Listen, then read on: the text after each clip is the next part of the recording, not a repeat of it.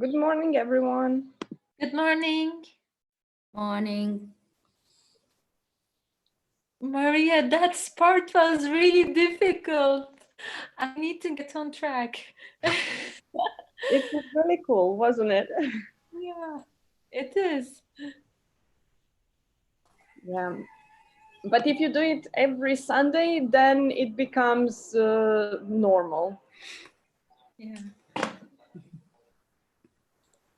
Yeah, I haven't done sports much in quarantine. So I felt like I almost forget how to move my body. Yeah, and Yep. good morning. So, but then you get used to it. Günaydın. Günaydın. Good morning, Alia.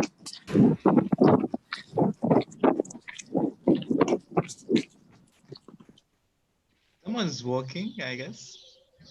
That's how it sounds like. Why people are late today?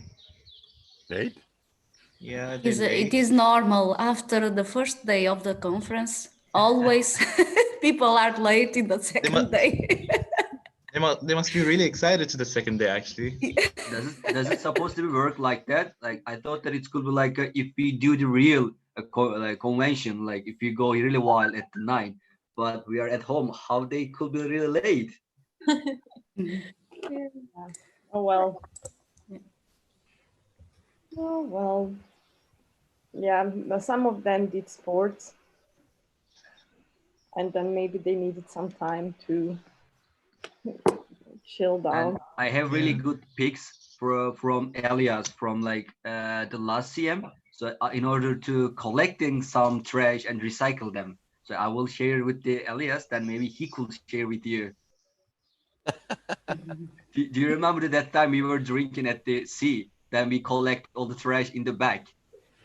I remember some parts of this. Yes, I remember that we Yeah, made sure that all kind of blur for me as well. There was a lot of like trash cans in the bottles.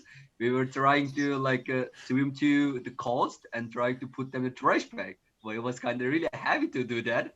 So I will share the pics. Morning, everyone. Good morning. Morning. Dobro utro. Yeah, we are. Yeah, more and more people are joining. That's great. Maybe let's wait one more minute and then we can start. Mary, you're so pretty. Oh, Saran. Oh, you're morning. Morning. Morning. Morning. Morning.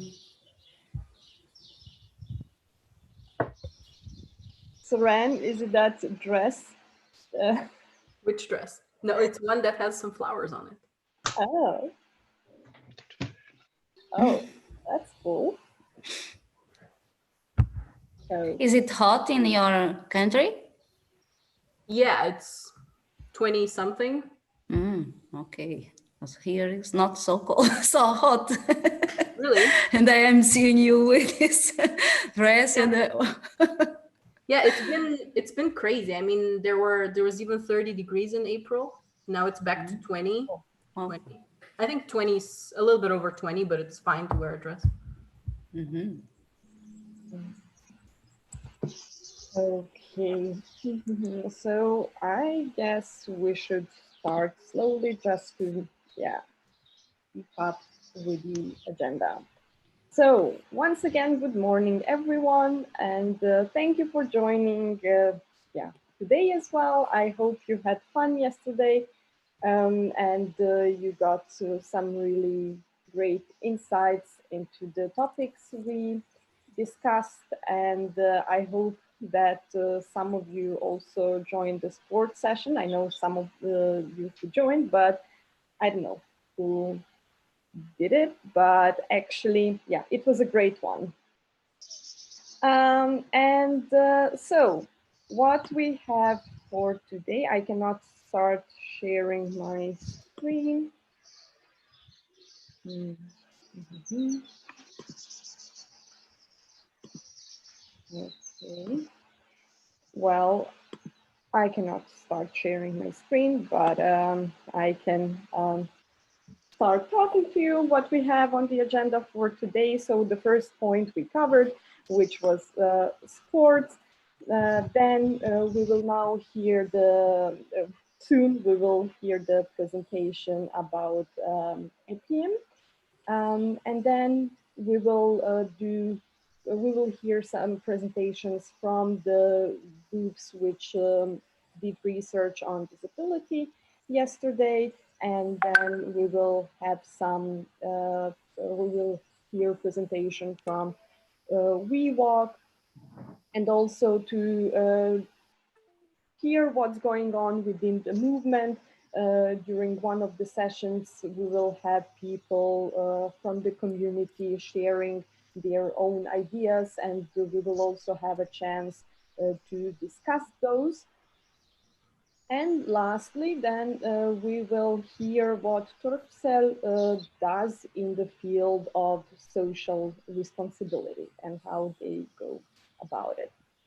And before we get into the content, I wanted to remind you of the ground rules we set yesterday for the event, which is that you keep muted at all times. You are very welcome to place your questions in the chat as you did yesterday.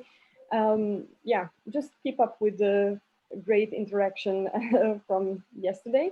And yeah, if you feel a need to move a little bit, do so, and make sure that you have enough water next to you and snacks. So how we go about questions, the same procedure as yesterday. Type in those questions in the chat window. I hope that there are no questions so far, or are there any questions? I don't see any. Perfect. So we can then start to, yeah, we have moved a little bit to this morning, but let's set a good tone for the day by starting with the esteem song. And I cannot share my screen right now with you, but for those of you who don't know the esteem song by heart, have a look at the guide we sent prior to the event, and there you will find it. But yeah, Saran. Should I start? Yes, please. Okay. So, esteemers, on a count of 3. 1, 2, 3. Climb up Sunshine Mountain, where the little breezes blow. Climb up Sunshine Mountain, faces overflow. Turn your back on sorrow, look up to the sky. Climb up Sunshine Mountain, you and I. Neighbors love that. Amazing. Yeah, they might question you. Okay, great.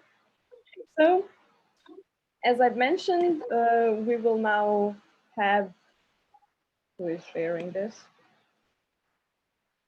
Okay, so as I mentioned, I'm sorry for the noise. We will now start with the EPIM presentation. And as far as I know, yeah, Annabella and Mustafa are going to deliver it now. Annabella? Yes, I'm here. I will share with you my screen. And Christian is supposed to be here, but I'm not seeing him here. So I will start. Okay. Yeah, he's not here. So I will start with the sharing of my screen.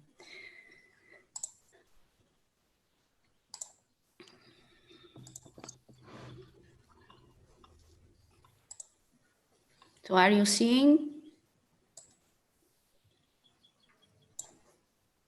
Okay. Yes. Okay. And are you hearing me? Yes. Okay, so good morning, everybody, again.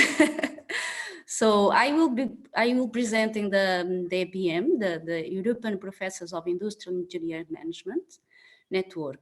I will try to give a short vision of the past because I'm freshman on this, so I do not know what happened before. I just joined to this network in 2018, so just 2 years here, and it is different the time here. So I will do my best. I will talk a little about the present and of course the future of the APM. Let's see. Okay, I'm from Portugal, the University of Minho. Bern is our current president of the group, of the Drive group. Bern is from University of Graz, Austria. Karina is from here, from Portugal, from University of Aveiro. And Christian Mostata is from University of Bucharest, Romania. So we are the Drive group right now taking over of this APM. So my presentation will have this, will pass through all these points, but is a short presentation. So I will not bore you with all the details about it, okay?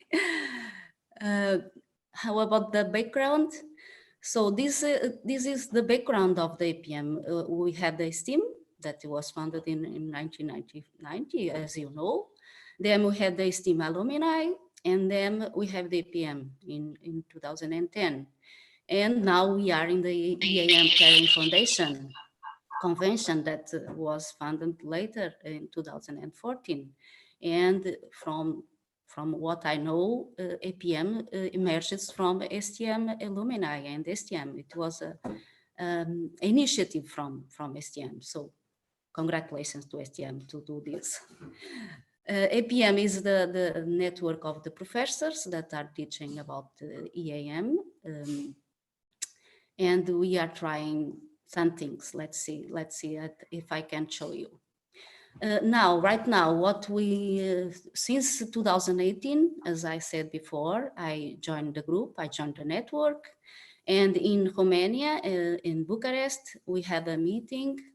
You are seeing the people that, some of the people that were in the meeting. And you are seeing here Marlis, that she was one of the responsibles of this movement, this initiative. You are seeing here Christian, Karina, and Bern that is here. And the other people here were participants in the conference we organized. Then we try to define here a vision. We discuss a lot about this, and we define this vision that is here. Let me try to put this in another place here, maybe. Okay, and we define the vision of APM as the intellectual home and the virtual space of mindful academics. We are academics from different universities, European universities, working in the management of technology and in the AM field. And what we are trying to do is to contribute to a future-oriented and sustainable development of a multicultural as well as globalized European society. And you are seeing here our the Drive group that was nominated there in this conference. Our main goal is to create a common and well-known understanding of the management of technology and the AM field across Europe, develop and promote EAM academic education on a university level and share best practice, hence cooperation between academia and industry. I work a lot with industries, a lot with industries from different fields and a lot of companies. Encourage the engagement of EAM community in joint research projects and characterize EAM professional demands and facilitate international education of EM students. All that I am saying here is in the website that we have published, and it is updated. About the analysis, you are seeing here all the years that since the foundation of the EPM in 2010, that the first one was in Helsinki, and then you have all the years, at least two, we did some two conferences by year, and it is not always like this. You are seeing that in some years we have two, in another years we only have one. It is not uniformized. But the objective is to share and to build and to debate these issues that I said before. Since 2017, GRAS has been very active and has organized workshops, at least 2 workshops by year. And I was in one of these workshops in 2018 also, because I think that is important for us to see what our colleagues are saying and are discussing and are debating and are researching. So I went there and I enjoyed the workshops. They are organized by Bern. These ones were organized by Bern and with students, PhD students, and it was very interesting. So here we have some you cannot see because they are very very small photos, but are small photos from the groups that participate in these conferences. Okay, 2020. This year we have supposedly we have this. We would have the conference of EPM in Austria, in Vienna of Austria, more or less in this time, maybe last Thursday and Friday, but because of the virus, the pandemic crisis, we cannot do it. So this is why I'm here, because we didn't have our conference in Austria. And we don't know where we'll be this year, if we'll have or not, but I can talk about this in the last slide. I do not know much more about this. I just know what I have access. I'm trying to collect more information of what happened in these years, because I do not know who has this, and I do not know if Marlies is on. Is Marlies on? Hi, good morning. Marlies, do you have more information about what happened in these years? Or I know that you went to Portugal here in 2013. Yeah, and I know that I mean, STEAM has been having professor networks around it off and on, but it has been really challenging, and it's so nice that you have the driving group together now to really start to build it further. And in the past, different people have played a role to try to build it and have it moving on. So also at several council meetings, people from APM have been there on the fora or explaining about IEM studies, answering questions from students. So maybe on another moment we can try to see how we can further complete this picture by putting together the knowledge. Yeah. Okay, thank you. Is Christian here online? Not yet. Okay, so I will continue.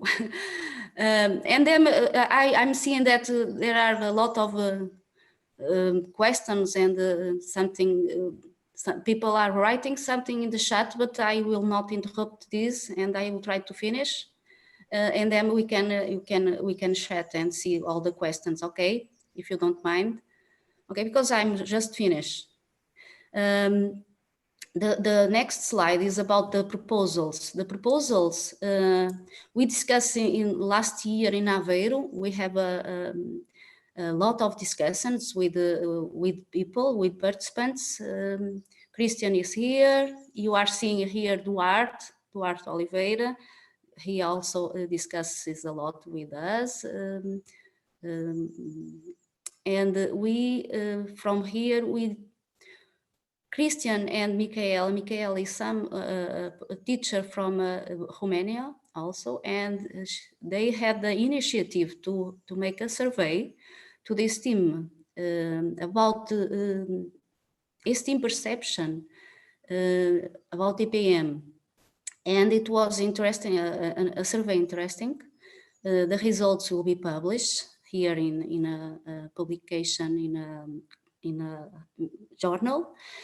And the students, in the eyes of students, EPM should increase its PR activities, public relation activities, better signalize its offer to students to collaborate on conferences. We are not doing this, from my knowledge, of course, probably we are, but I do not know. More offers to students to participate in research projects and offer courses and trainings for students. So this is what the students from STM think that EPM should do.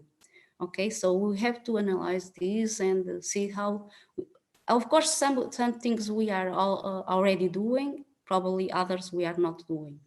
So we need to reflect on this. And here we have the plan, a lot of ideas. You are seeing we have a lot of ideas.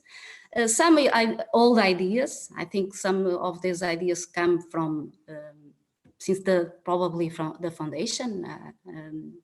I have to make a research and see if I think I saw in 2014 some slides of a presentation of EPM in STEAM conferences, and I see that some were there. So some are old ideas, probably others are new ideas, but I think we are doing, we need to do much more. We are doing a little and we need to do more and more. We started, okay, we have the first published in scientific EAM journals. Okay, we have one first paper that is good, and we have to move this forward, because this is slow and we are, of course, this is a voluntary network and we are doing our best in the middle of so many other things that we do. We are trying. And I think if anyone here in the participants want to help us, it is very welcome. Okay, and then the last slide is just to say a few things about our next conferences. We do not know if we will have the 13 conference in Romania. We are seeing because of the virus, of course, but because of other things. The 14 we do not know also, but we'll know that the 15 will be in Vienna, because it was postponing from this year. And we also have some in agenda, some workshops that are organized and are prepared to work. And I think I will be here. I will wait your questions, doubts. I think I will move from here, from the whole screen, and try to see what are your questions, okay? Or Maria can try to help me and see what questions are, and I can try to answer, okay? Maybe just one addition. I think APM, now let's put it another way. I think always around esteem have been academics who were willing to support esteem events. So for example, if there's a vision project or another project that requires an academic, then there was a group of academics who was always willing to consider supporting. And at some point also a mailing list was there of professors, academic friends of STEAM. And it was kind of a loose group. And Jim Platz at some point tried to make people come together, but it remained very loose. And I think what Annabella is explaining now is that they're trying to make a more structured approach and to actually put more collaboration between the professors in it. But it's very challenging in IEM because all the professors have their own functional area, right? Somebody who's into logistics and has nothing really with the professor who's into finance. And we have in our education all these different professors. So you need professors who are willing to think about the IEM field. And this is of interest for STEAM and STEAM alumni, I think. So it's great that what's going on, but it's also very challenging. So I think they can also use support if anybody knows somebody or has ideas to help move this forward. Yeah, thank you, Marlies, for that. Do you want to, okay, I can answer. Now I have all the answers. I can try to answer. So yeah, the question is, we know that that one meeting will take place in Vienna, but it seems that only Bernd is organizing it, and he's from the University of Graz, right? Yeah, but yeah, he asked help to STM local group of Vienna, and they will help. It was the idea that I keep it, that Bern will have the help of STM group, local group of Vienna. Okay. Yeah. Yeah. And yeah. So the next question was, but maybe we start with another one, which is you've mentioned, yeah, if you want to support us, yeah, please do so. But my question is, what kind of support would you like to see from us? Okay, we have some ideas. Let me go back here in my. Okay. What I don't need to go back. What I think it is, we are talking about three different organizations, associations, but they are not working together. This is what I'm feeling. If, for example, when we have the STM conferences,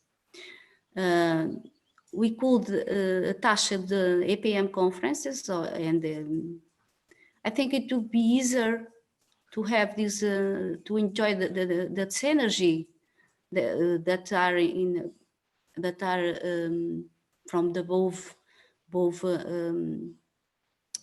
groups. And this is not happen. We are seeing that the APM is, for example, this happens this week. We will have the APM conference in Vienna, and we have this one, and this team had another one, and it is difficult. Sorry, my dogs. Okay, the door was open and they are free to go.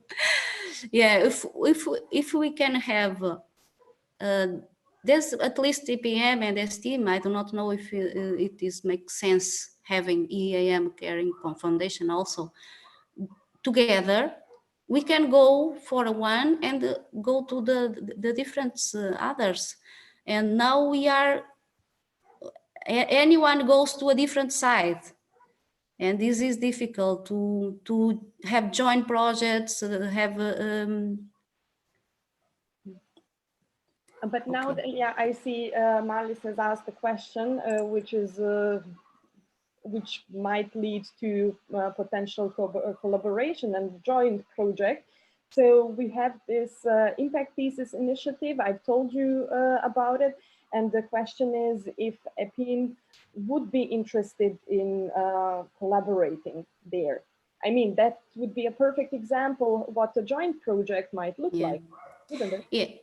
I, of course, it is only my opinion. I do not know the rest of the drive group, okay? But at least I know that Karina has the same opinion. Last year I went to the IEM Caring Foundation. So I think I would like to be in the others and to join the others conferences of EAM or STEAM. And I think Karina has also this. I think if we can join efforts, we can be stronger. Okay, but then what do you think is hindering people from being active when we think of EPIN? Sorry? What do you think is Sorry, I didn't hear. What do you think is an issue for people to join and be active in EPIN? There are a lot. For example, the difference that we right now we have, and it was one of the questions in the survey, the difference between the programs of EAM. They are very different. I had been in different universities, and it seems that each university has his own its own program. Ones are more business management, others are more engineering, others because have a tradition of mechanical engineer is more mechanical. Even in Portugal, we have this problem even in Portugal. University of Minho, for example, we are more from production because our program comes from production. And if you go to Porto, for example, is more mechanical. And if you go to Aveiro, is more business and management. It is very different. All the programs that I am seeing are very different. For example, in Graz, they are more business and management of technology. They are very, it seems that this is not, I think it is not good for us because, for example, in Portugal, we don't have in our engineers order, we don't have a college of industrial engineer.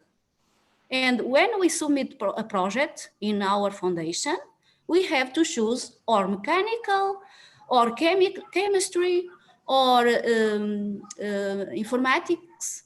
We don't have a recognized expertise area of industrial engineer.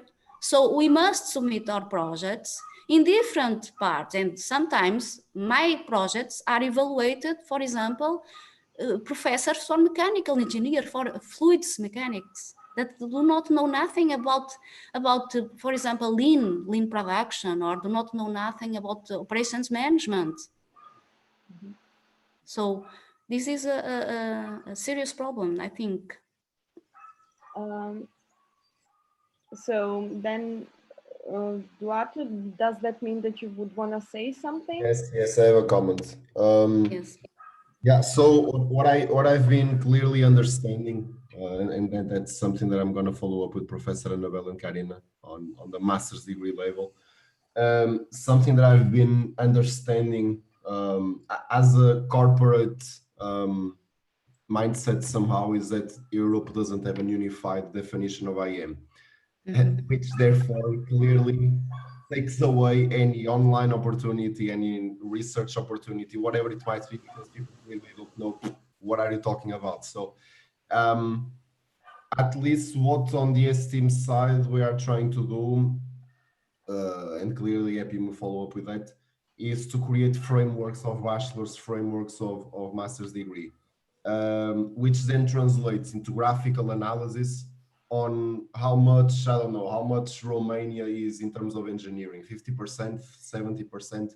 So what we are doing at the moment is a bunch of research on what each university is good at, and I don't know, we expect January next year to have the definition of what IEM is in Europe. And most likely after that, it might be possible to have more projects.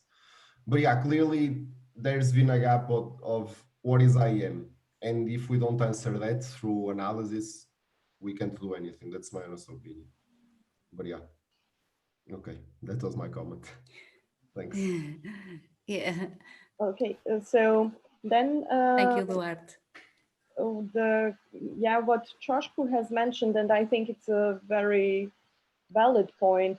If summer academy leaders are involved or invited to EPIM, so the question was if there is a relation between the network and the project. I mean, it doesn't seem to be one now, but that's also something worth to follow up on. I think I didn't. So Duarte, could you note that down and follow up with Summer Academy and the PIM if there could be some to establish some relations there? Perfect. The academic friends are universities. Is the academic friends so there is this project, of STEAM. Summer Academy, yes, and that project has its academic leaders. And it would make sense maybe to establish the relation between the project itself and EPI. Yeah. So, yeah, we can try to do this. Mm-hmm. Yeah, it's this what I say that it's I do not know what was done, and I'm trying to now to establish something, a folder, a shared folder where we put all the lists of the. For example, I'm seeing here a question about how many professors are currently involved, and I do not know. Just a second. So yes, Sorana's right. Saskia is here, right? So did you mean Saskia as academic leader? Yeah. And the professor from Zagreb. Okay. Vlad, there was something you wanted to comment directly on? Yes, maybe a bit about Summer Academy professors and their involvement in EPIM. I just wanted to say that, like, last year I was Summer Academy leader, and the pool of the people we approached as academic leaders for the events, it's for now not consist mostly from the professors from the universities. There are more people who were just simply known by some esteemers and were willing and interested in the doing session events. So for what I can say, that the direction of approaching the people who can be academic leaders was moved a bit, but that can be a really good point to talk with the people who are now leading the project, to try them to reach the directly academic professors from the universities. So that can be really profitable in this meaning, especially for IPM and collaboration with academia. But also we have to remember about the what actually goal of Summer Academy, that is not such engineering stuff and more focusing on soft skill, etc. So that is like quite interesting stuff to discuss and to work a bit on, but for now that is a bit different as we consider it. Okay, but obviously as something worth digging a bit deeper into. And Federico has one really concrete question. So he knows someone from Aalborg University in Denmark, and so with whom can Federico get in touch to connect the person, the professor from the university with EPI?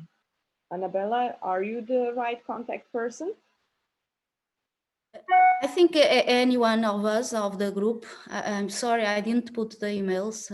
I forgot to put the emails because this is important. But any of us, I saw in the morning, for example, an email from Christian giving welcome to a colleague, a professor that wants to enter to the APM.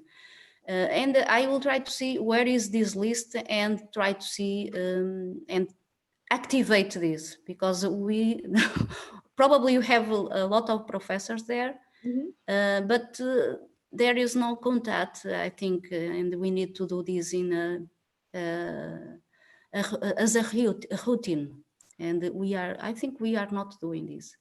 There are more questions here. So there is one more comment.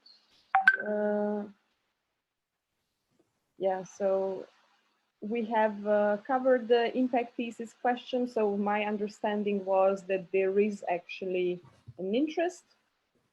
Yeah, I'm seeing a lot. Yeah.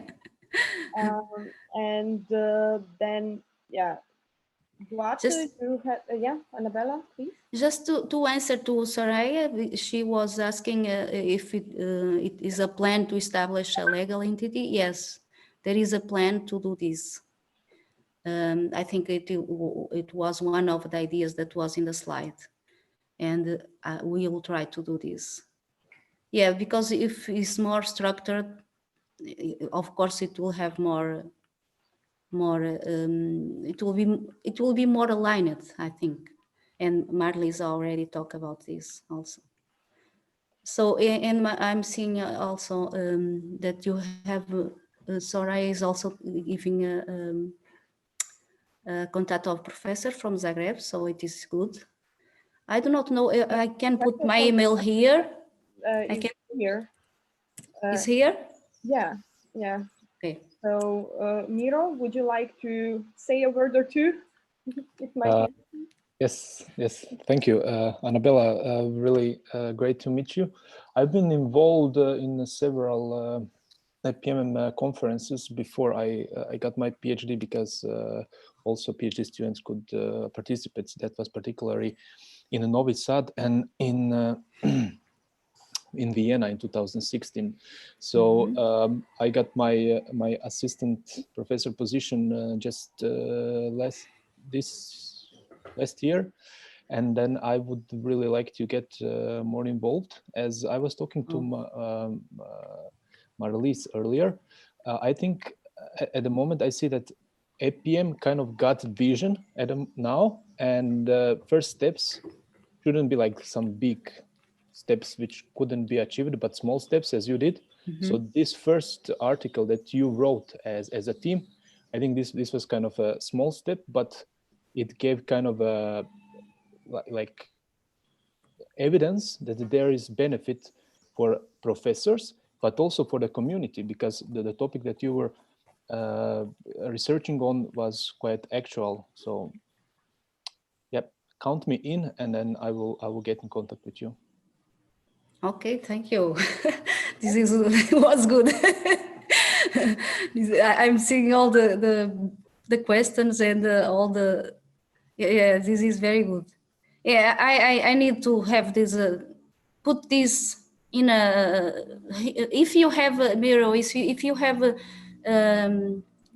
documents and photos and what you have from this conference, I appreciate that. I'm trying to collect all and put in a shared, because even if when we leave this drive group, others will come, and I think it is important for the others to see what was going in the past, because I think the past is important, because if we want to define the future, we need to know the past. Yes. And I do not know the past. I'm trying to know. So I think it is important to collect all we have to see what was done and what we can do in the future. So yeah, Marley says that Felix Limpa made a history summary during his board year. So it was in 2015. So it might also be useful to get in touch with him. So I'm noting that down for me, so to ask him to send you stuff. Okay, thank you. think now we will have some Perfect. thing. I started yesterday. I just prepared the folder and I put all I had from 2018, sorry. And I put all, and I'm trying to collect from other years. I contacted my colleagues that were in 2013 also. So I think we will do something. Let's hope. Duarte, that's this action point is for you. Okay. Okay. Perfect. Thank you so much. Thank you. And I'm Thank happy you. to see that we could already have some action points out of this session, and we hope that we see some developments in the near future. Okay. Thank you, Annabella. Thank you you all for that, for your participation and your attention. And I hope that we'll do in the future more things together. I hope so too. Okay. Perfect. So now we come to the next agenda point, which is the research presentations from yesterday. So actually on the disability. And there we have 3 groups and same procedure as yesterday. Each group presents, has 3 minutes to present. Yeah, let's start with the group 1. So in the group, disability group 1, we had Giovanna, Christoph, Gianmarco, Annabella, and Pinar. So yeah, so we divided in 2. Not sure if, we didn't have time to say who was going to present. I'm not sure if Gianmarco wants to start with the Peru part.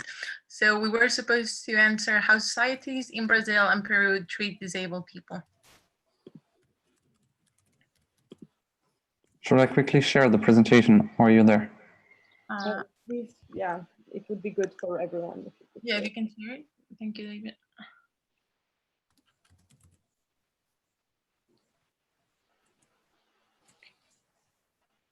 Was?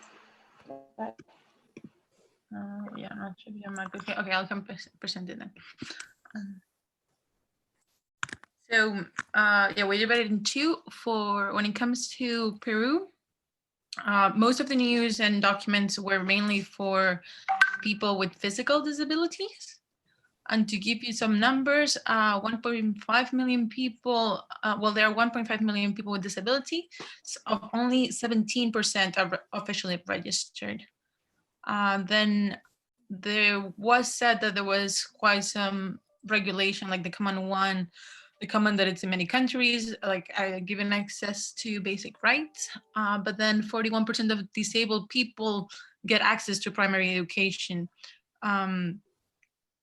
And surprisingly, only 45% are part of the economically active populations, and most of these are in rural areas, not in urban areas. Also, yeah, well, you can read the facts, but something interesting was that in 2018, they had to update their policies because people with disability did not have voting rights before. And still, they just had an election now at the end of 2019, and a lot of people could still not vote because they didn't get the proper tools to be able to vote. Then, yeah, well, in the capital in Lima, there's a big problem with both transportation and getting mobilized.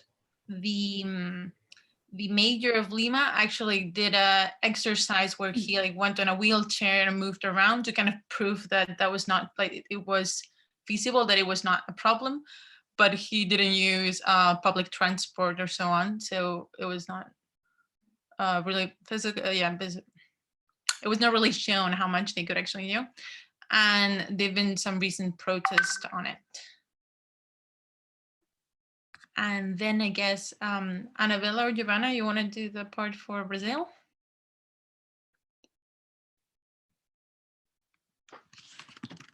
Yes, Annabella, would you like to Oh, go ahead. Go ahead. We can share, but okay. Well, I will just do? start with the first information about statistics. In Brazil, it is estimated that around 16 million people have disabilities. And even though 9 million% of those people are of the working age and they could participate in the market, only about 1 million is included in the workforce. And only as few as 7% have completed any form of higher education. There's a huge gap, of course, on how it is treated among people who live in favelas and people who live in better conditions and in better neighborhoods, which is especially sad because more people with disabilities actually live in the countryside and in the rural areas. So they get even less assistance and benefits. Officially, they should get benefits if it's a result of an illness or injury at work, and they should get up to 100% of their salary. But unfortunately, Brazil is dealing with a huge problem where a lot of people are not even registered in the system. They do not have an ID, so of course they cannot even apply for the help. So would you want to take over from here, or because you dealt more with the other? Oh, and yes, I would just like to point out that there have been improvements. However, not only do people not get assistance, but in certain way, the government was getting in the way of people with disabilities. Because, for instance, I read an example that up to a couple of years ago, for instance, like samba dancers who have disabilities were not allowed to participate in the carnival at all because they have disabilities, even though they could. They found ways to do it. So that's an interesting point that I found. Yeah, I think you already talked about the social protection, or? Yeah, I just brought up okay. The benefits that it. So I think it is all, because I'm seeing that this is repeated in the bottom. So it is all. I do not know if you have another slide or it was only. Not yet. No, not only the sources. Okay. Okay, I think it is what we collected yesterday. It's all. Thank you. Well, yes, and just maybe to mention, because there's also a part about accessibility, that a lot of people are complaining because the infrastructure in Brazil is very bad and not a lot of money is put into that. So of course, people, especially with physical disabilities, struggle, especially people who use wheelchairs, because there are holes in the roads and in the streets, and it's really hard to navigate around that. And there's also data that there have been improvements, but still, even all the schools that have toilets, half of those have toilets for disabled people. So funding is definitely not focused on people. Okay. Thank you. Then group 2. How societies in China treat disabled people? Yeah, one of those groups, one person of the group was me. There were some others with me, but I don't know if they are here. I think I was with you. It's group 2, right? Yeah, we are here. Yeah. All right, perfect. Yeah. Can Sorry, I we? didn't see you. I'm not sure myself how to share the presentation. It's already shared. Oh, perfect. Oh, now I see it. Okay, maybe you can go. Okay, if you want, I can start with the 2 slides. Our focus groups was China and Japan. We did some number crunching in China. It will be probably it is the biggest nation with disabled people. Around 83 people is disabled. It's roughly equal to 60% of the total population. Men to women ratio is quite the same. Most of the people who are disabled are from rural areas, and the leading disability is physicals. Second one was the hearing problems. And most importantly, most of these disabled people are old people. Also they are the poor people, like 8% of the total poor people are disabled ones. So they are handicapped in two areas actually. Can we move one pages? Also, the problem is the gap is widening a little bit. Still, people have some stereotypes against the disabled people, and they are lacking opportunities in all of the areas. Also, it is widening the gap and the problem. They passed lots of laws about that in China, but social security system is not working very good. Also, it is underdeveloped for the disabled person. So there are lots of things to do in terms of giving equal opportunities to them in there.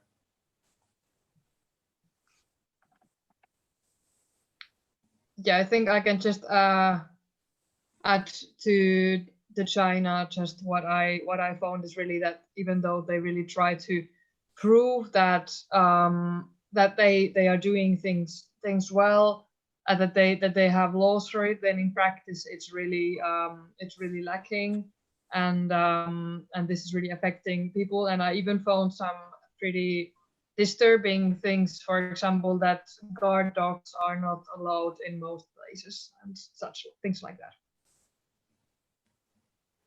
I think we can move to Japan. I think this, yeah.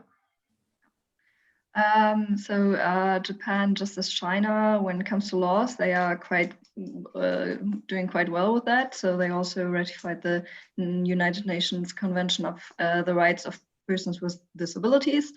And they have several laws supporting people with disabilities. But yeah, as we saw, so does China. Compared to China, on the other hand, it's doing quite well in society as well. When it comes to physically disabled people in the public sector, they also get a lot of support there. For example, one thing I found, which I find quite interesting, in Japan, those tactile blocks on the ground were invented. I never really thought about them, but yeah, they are for the physically disabled or visually disabled people. On the other hand, they still have some things to do when it comes to the private sector. For example, in a lot of private buildings, there are no elevators, etc. And also when it comes to mental illness, it's still quite stigmatized and not discussed openly. So they are doing quite well, but there's still a long way to go.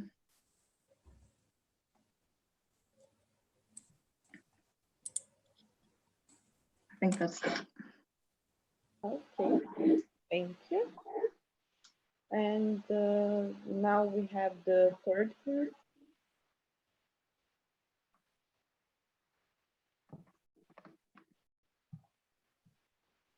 Saudi Arabia.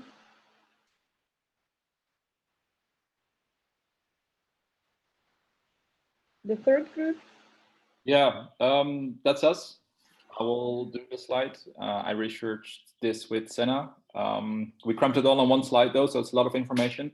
And our main source is Wikipedia. I feel a bit like high school. Yeah, what I found most interesting to see here is that, yes, the Islam is known for its compassionate and welcoming approach towards disabled people, but at the same time, it also has its challenges, specifically in Saudi Arabia. It's not a poor country, so they do have their policies to support disabled people, as you can read here. So like they have support in airfare for people, for themselves and the companion who need it. People have the right to education, equal work, and access to public space. You know, people can get a subsidy to convert their cars. Social security is available. However, if you look at the bottom, there are some challenges. There is a limited amount of mental health services, and accessibility to to buildings is limited for people with physical disabilities. Also, with regards to women's rights and how women are treated is also limiting their access to certain help. For example, there are restrictions in Saudi Arabia to access mental health services, for example. And this is one of the problems that's prevalent there, that young women are depressed or are dealing with mental issues. Also, girls with disabilities are often hidden at home so that people are not afraid to marry into their family, which is also quite concerning. And women also must often use women-only clinics, and they are often not accessible if you have physical disabilities, for example. So those are specific challenges that I think are quite interesting because of Saudi Arabia. So it also has a medical model, and it's not so much like a care model, which you would be seeing in like Northwestern societies that we have. So there's more of a focus of curing a disease instead of taking care of people on the long term. Okay, now we can go to Iran, and also quite similar to Saudi Arabia, the situation is quite challenging for disabled people there. So even though they ratified the United Nations Convention of the Rights of Persons with Disabilities, there still are quite a few issues on that matter. So according to the taking a look into the numbers, they have 1.8 million registered as disabled in 2015. Which would be around 4.2% of the population. And compared to the average of, according to the World Health Organization, it can be assumed that the actual number would be way, way higher. So around 9 to 11 million is expected there. Reasons for this is that disabled people are suffering under stigma and discrimination, and it's also a quite difficult registration process. And this leads often to the low number. And also one interesting thing is that out of all the registered people, only 35% are female. So there might be also some discrimination going on. But yeah. Then there's also the fact that the unemployment rate among the people with disabilities is around 60%. And to support those people, there is the State Welfare Organization, and 321,000 people, or around 25% of the registered people, do receive disabled pensions in 2016. If that's enough, I guess this can also be debated here, like if the percentage is enough.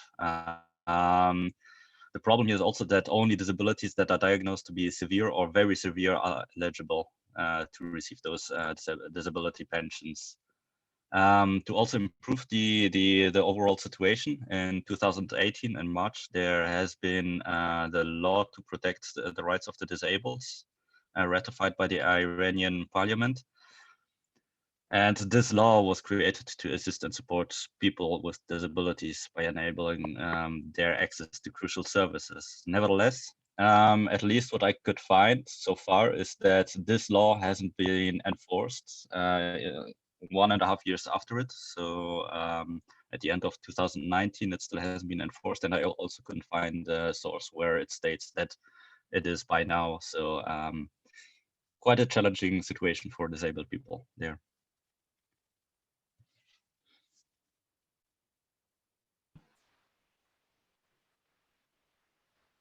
Okay. Arthur, there's a question. Yeah. 10 million would be 23% of the population that's asked. Is that really that much people with disabilities in Iran? I need to check it. I copy and pasted that point, so give me one moment. No, that's a good point. Thanks. But there's a comment from Mohammed. Or maybe the 4.2% is, or the 4.2% is incorrect, but the 4.2% is like something like 1 point something million, and then, or I don't know how many million it was, but if you do the math, then you end up with 23% of the population, which seems quite a lot.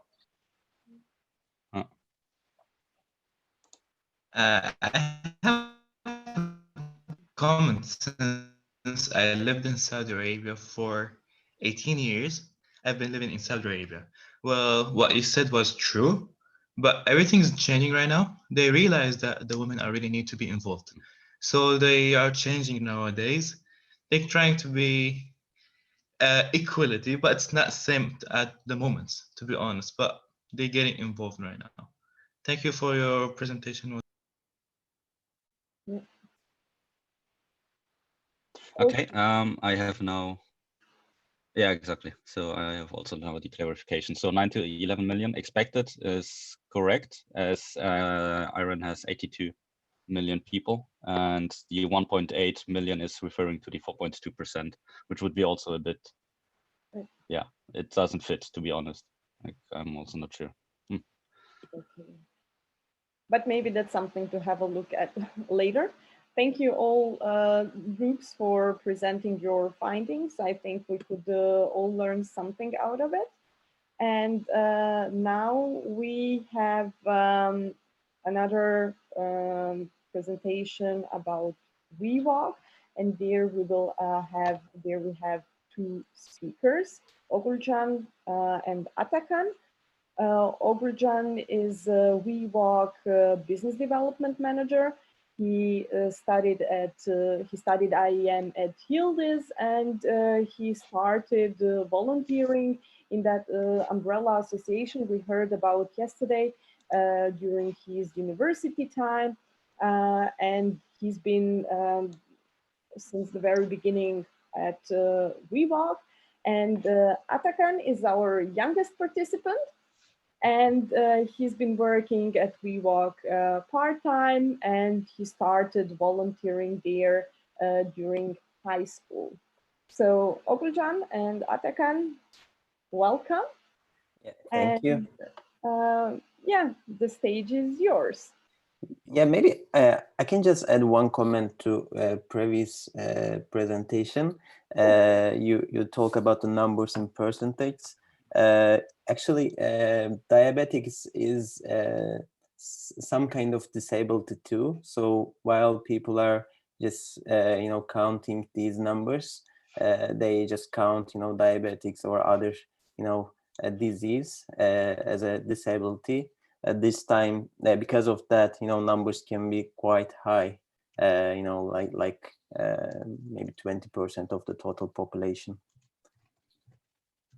Yeah, maybe I can just go with my presentation. I will share my screen now.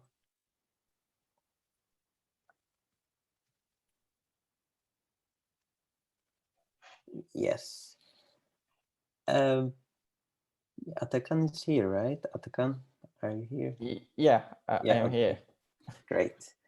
So actually, you heard a lot about YGA from Jian's presentation.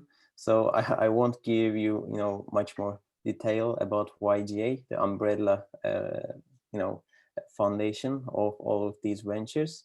WeWalk is same like Twin. We are a YGA venture, and we have different missions and visions actually. WeWalk is an assistive tech company, and we aim to make visually impaired people achieve full and equal participation to life through the technology. That's our vision statement.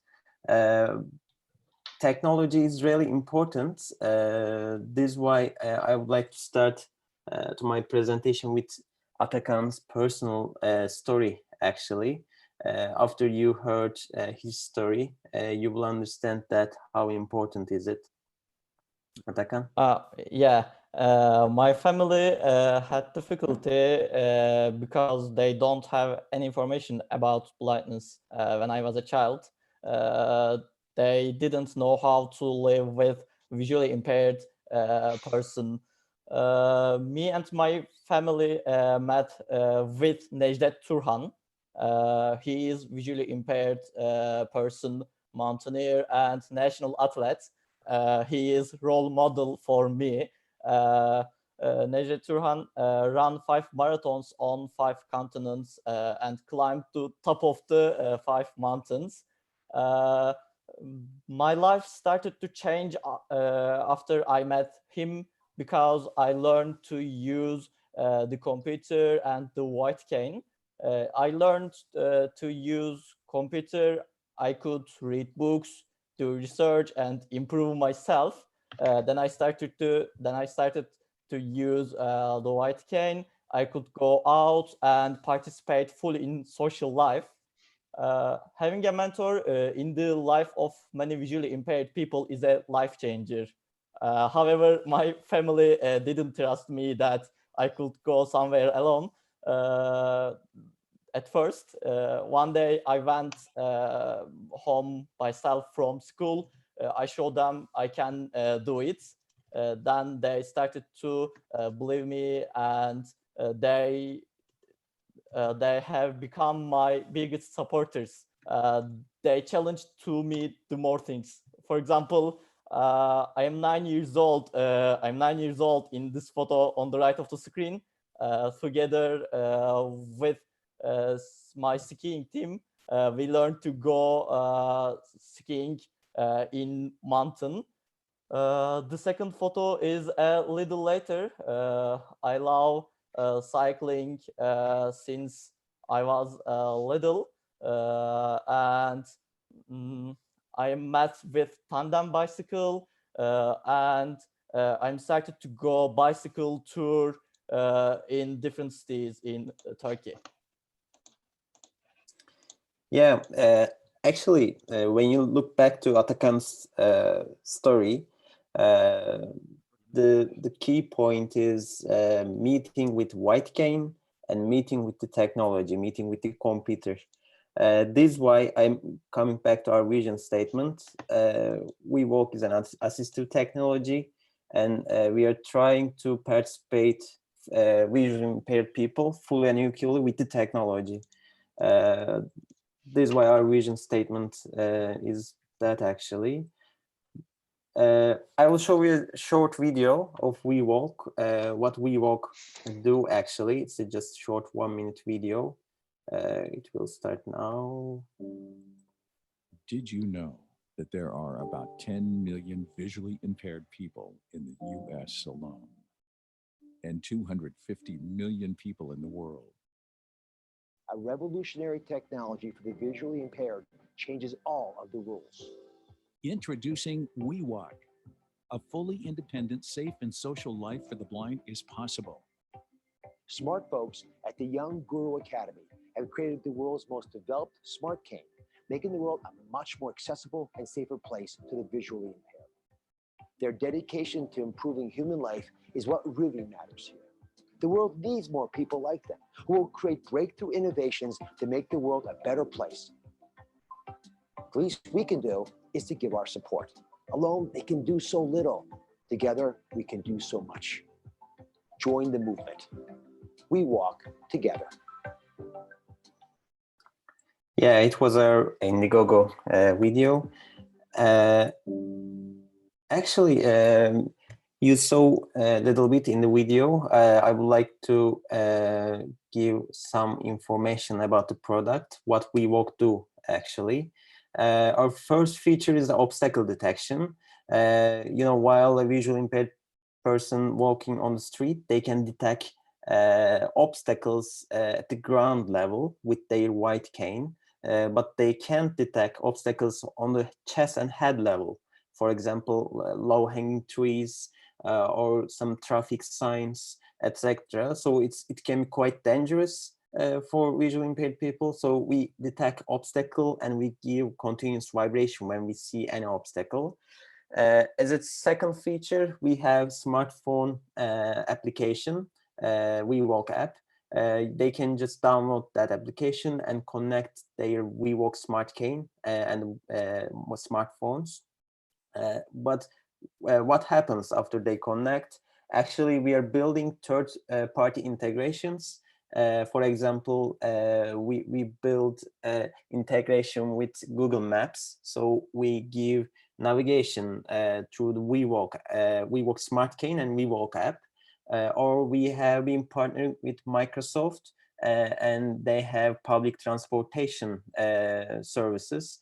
in more than 2,000 cities in all around the world. So we are providing these public transportation information. For example, when you go to the bus stop, you can learn timetables, or before you go to bus stop, you can just check is there any bus stop around you. As a third feature, we explore feature. So it's a quite basic thing for you. While you're on the street, you can just search what's around you, and you can just look at the stores and shops, restaurants. But it can be quite hard for visual impaired people. So we explore feature tells you what's around you. While you are walking on the street, it's updates every time, and it says you are passing through that cafe, or you're in front of that shop, like etc. So we give these integrations to visual impaired people. The best thing is it's getting evolved, because in the future we will integrate with the smart states, with traffic lights. So we are trying to be part of that smart states to navigate visually impaired people. For example, electrical cars has no engine sound, so it can be quite dangerous for blind people, because blind people can understand, they can figure out the car with its sound. So if there is no sound, it can be quite hard and quite dangerous. This is why maybe in the future we integrate Tesla cars to alert people. So it's the best part of the WeWalk. It's able to integrate with other services, applications, and technologies. Yeah, it's our mobile application. When I tell that to people, I always get same questions. Okay, you have mobile application, but how a blind person can use a mobile application? Probably, you thought about that. Atakan, maybe you can show us how can you use your mobile phone or your computer. Yeah, I'm using a screen reader software like VoiceOver or TalkBack on your mobile phones. It tells me everything that is on the screen. In this way, I can use social media. I can write and read mail. I get navigation. We can listen to a voiceover, for example. 9 notifications. 12:17. It says that it's time now, and I have 9 notifications. In this way, I can do more any things. Yeah, actually, it's another thing, which changed visually impaired people's life, I think. Apple is the best for accessibility solutions for visual impaired people. They have a chief accessibility officer, actually. So most of their devices are accessible, like Apple Watch and iPhones and MacBooks. So I really appreciate them about that. Yeah. So I will just give some information about WeWalk's journey. It's quite similar to Twin's journey, actually, from yesterday's presentation. Everything starts with a social responsibility projects, actually. I just involved one of these projects while I was studying in Yıldız Technical University. I was volunteer at YGA, and we were organizing science sessions and technology sessions and mobility sessions with blind children every weekend. So it was the first time that I meet with a blind person, actually. Until that time, I didn't know what a blind person can do or can't do. It was the one of the one of the changing points for me. And after that, I start to work in my dream companion application. You will learn more about it after my presentation. Gamze will more information about that. It was the first project of YGA and Turkcell, Gamze's company, and we were providing some features to blind people, like intellectual property or audio description in movie theaters. It was the first time we give solution for social problems with technology. It was the first example of that. But while we are making that, we realize the mobility is really important for a blind individual. Like we listen from Atakan's story.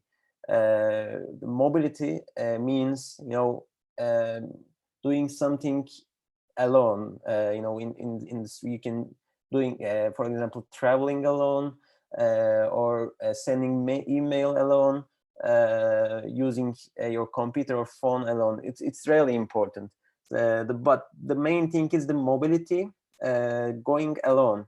This is why we focus on that, and we made a hackathon with Vestel. Vestel is the Europe's larger manufacturer.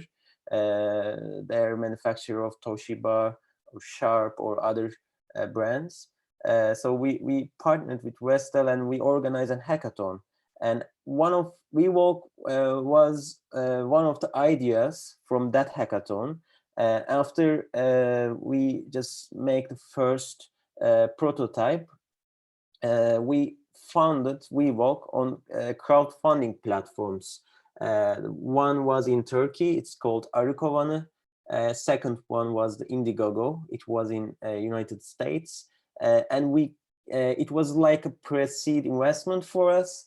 We just raised $1,000 with these funding campaigns. And after funding campaigns are end, we start to sell WeWalk actually. But WeWalk, we were just a local company in Istanbul.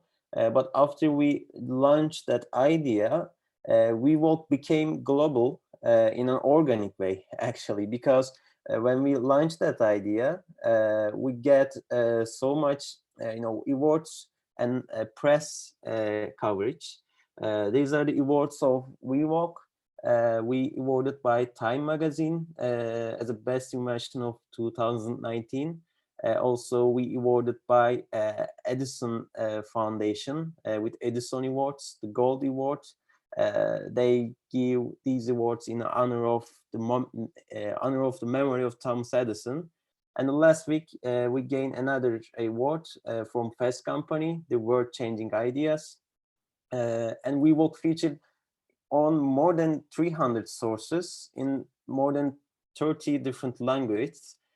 So sometimes it's hard to believe, I know, but it was organic, actually. We just didn't do anything about that.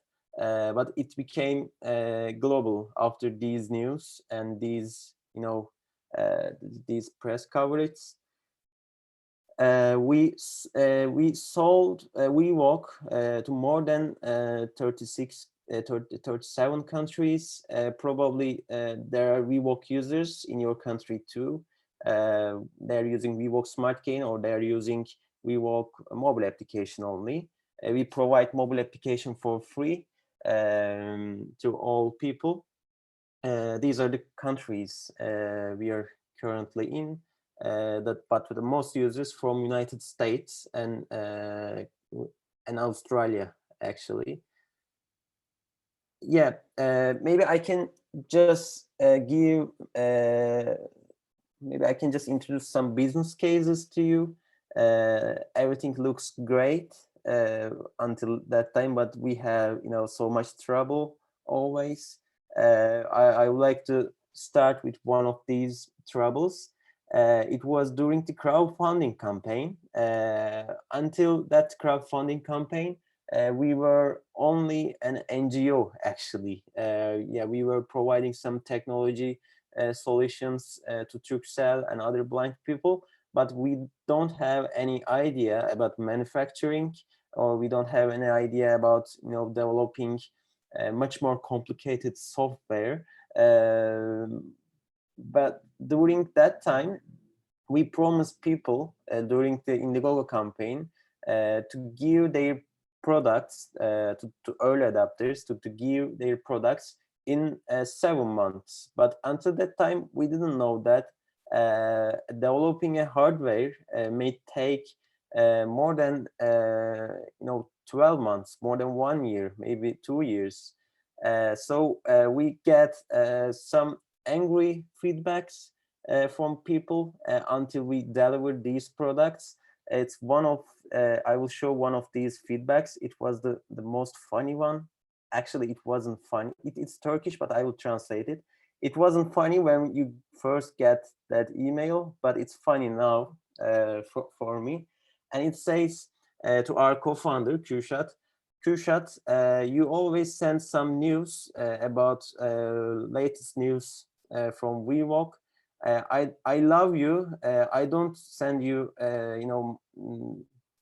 I don't say you anything to make you upset. But if we start WeWalk, he says, if we start to walk, when you first launched that project, and if we walk 65 kilometers a day, we could just go around the world one time. And also, until you make the first prototype, Turkish people will make a national car. Elon Musk will hug their grandchildren in the Mars. Say no if you can't do it. We are not. We don't have enough, competent to make that cane. And at the end, he says, "I love you, but I just want to let you know, and best wishes." Yeah, he just sent us that email. Yeah, when you get this kind of email, at first you feel really, how can I say, unhopeful from yourself, from your project. It came to support email, not only to Kürşat. So we all team saw that email at the same time. But how we just keep going, because we just believe, what we are doing. We just see, stories of Atakan, stories of Kürşat, and our main thing is increasing number of these people. So we are sure about the way. We are sure about the product. We are just we are learning, new stuff. We are learning to manufacturing. We are learning to producing a new product. So when we accept that, it didn't hurt us that much. But maybe after 4 or 5 hours, for first 4 or 5 hours, we will feel a little bit unhopeful. Yeah, as a second challenge, you can see the cane, the basic cane. It's a basic cane which hasn't changed in a century, actually. And people are using that to navigate, blind people. And we are offering them a new product. And when you compare this new product and the old product, it's much more complicated. So it has touchpad here. It has ultrasonic sensor. It vibrates when it see an obstacles. You can get navigation through that. So it was quite hard to adapt. We realized that. So we are just trying to provide one-to-one training sessions. We are just trying to provide more content to people. So it is the first challenge. If you are making a product, it needs to be easy to adapt, more than VWalk Smart Cane actually. So for the next versions, we are working on much more basic concepts. Yeah, it will be better in the coming future. As a second thing, maybe it is the one of the most important thing. You know, while you're marketing a new product, you sometimes says, yeah, the old one, you know, sucks. But if you are marketing the cane, the white cane, you can't say your old white cane sucks, because if you say that, it's kind of a symbol of one's disability. You know, if you just learn from Atakan's story, it's the first step of going outside from home. So it was really hard to you know, make marketing and communicate to that new product. You can't say something bad to old one, but you need to promote your product. It was another challenge actually. Yeah, these are the, you know, the most challenging things while we see in the market. As a third business case, we are yeah, we are, how can I say, we are developing technology, but developing a technology doesn't mean you change something. You have huge impact. You develop technology, but this technology needs to reach these people. You know, if nobody use your technology, it doesn't work. And when we realized that it was the first product, so costs are much more higher. So we were selling that around $500, which is not, technology is not enough. You need to reach these people. It's more important than developing technology, I think. So when you look at people's income, it's quite hard to reach everybody. So we started a campaign in Turkey to reach more people. It was more like an awareness campaign of YGA. We just tell the story of the WeWalk to people. I will just show the movie of that campaign to you. Merhabalar, ben Kürşat Ceylan. Doğuştan görme engelliyim. Size çok güzel haberlerimiz var. Görme engeller için geliştirilen VWalk akıllı baston, Time dergisi tarafından 2019 yılının en iyi icatlarından birisi seçildi. Daha önce de Birleşmiş Milletler tarafından örnek proje olarak seçilmiş, Thomas Edison adına verilen Edison ödüllerinde altın ödüle layık görülmüştü. Dahası Doktor Öz'ün gönüllü desteğiyle VWalk tüm dünyada duyurulmuştu. Peki ben bunu bugüne kadar nasıl hiç duymadım diye düşünüyorsanız, gelin VWalk hikayesini size en baştan anlatayım. Teknolojinin ne kadar hızla geliştiğini hep birlikte tanıyoruz. Hatta kendi kendine gidebilen sürücüsüz otomobillerden bile bahsediyor. Ama gelin görün ki görme engellilerin kullandığı beyaz bastonlar hala düz bir sopadan ibaret. Beyaz bastonlar çok güzel. Onlarla önümüzdeki engelleri algılayabiliyoruz. Ancak baş hizasındaki ağaç, direk, tabela gibi engeller algılanamıyor. Oysa teknoloji belki en çok görme engellilerin hayatını kolaylaştırıyor. Düşünsenize, gitmek istediğiniz bir yer var ve onun navigasyonunuza girdiğinizde o sizi adım adım götürüyor. Ancak görme engelli birisi olarak yolda yürüdüğünüzü hayal edin. Tek elinizde beyaz bastonunuz var, önünüzü kontrol ediyorsunuz. Diğer elinizde telefonunuz var, navigasyonu sürekli dinlemeniz gerekiyor. Ve tabii ki bütün bu karmaşa içerisinde kimi zaman kimi kazalar yaşanabiliyor. Oh, I didn't notice that. As handsome as he is, he has scars on his forehead. The scars are beautiful. İşte bütün bu sorunları çözmek için VWalk akıllı bastonu geliştirdik. VWalk baş hizasındaki engelleri algılayıp uyarabiliyor, navigasyon verebiliyor. WeWalk şimdiden 25'ten fazla ülkede görme engellerle buluştu. 28 farklı dilde 250'den fazla kaynakta haber oldu. So I think this is the best part of being a tech reporter, when you can see all that negativity about tech in 2018, we can just forget about it for a second and see the positive side of tech for 2019, at least for now.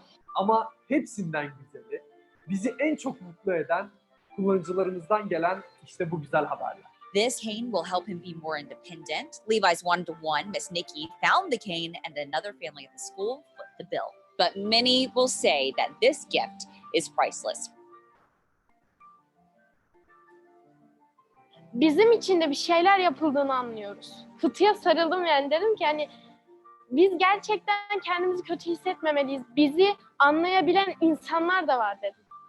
Hayatım son günlerde biraz değişti. Akıllı bastonla birlikte çevremdeki engelleri tek başıma fark edebildiğimi gördükçe benim cesaretim, ailemin de güveni arttı diyebilirim. Ben de yani önceki bastonuma güvenmiyormuşum. Onu fark ettim yani kullanmaya başladıktan sonra.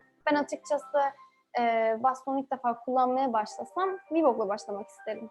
Bugüne kadar hep şikayet ettiğimiz şeyler için harekete geçtik, imza kampanyaları başlattık. Bugünse daha çok görme engelliye ulaşmak amacıyla bir kampanya başlatıyorum.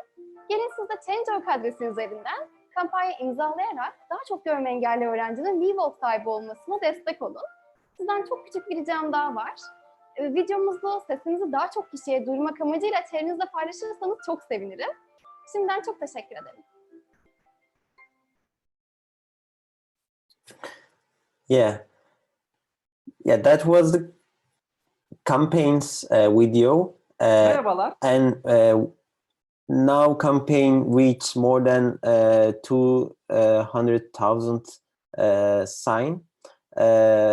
More than 200,000 people signed the campaign. And after that campaign, we get huge awareness from foundations, from government organizations, from donators.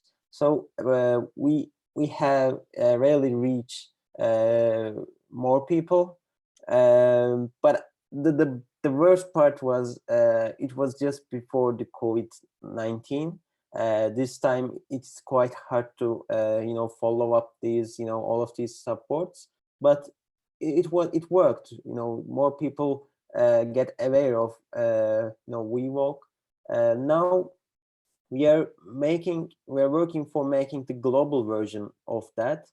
We are partnering with the Creative Transformation Agency, WPP, and they are making a same kind of video, film of WeWalk. And after that film, we will just make a global awareness campaign in other countries. That is the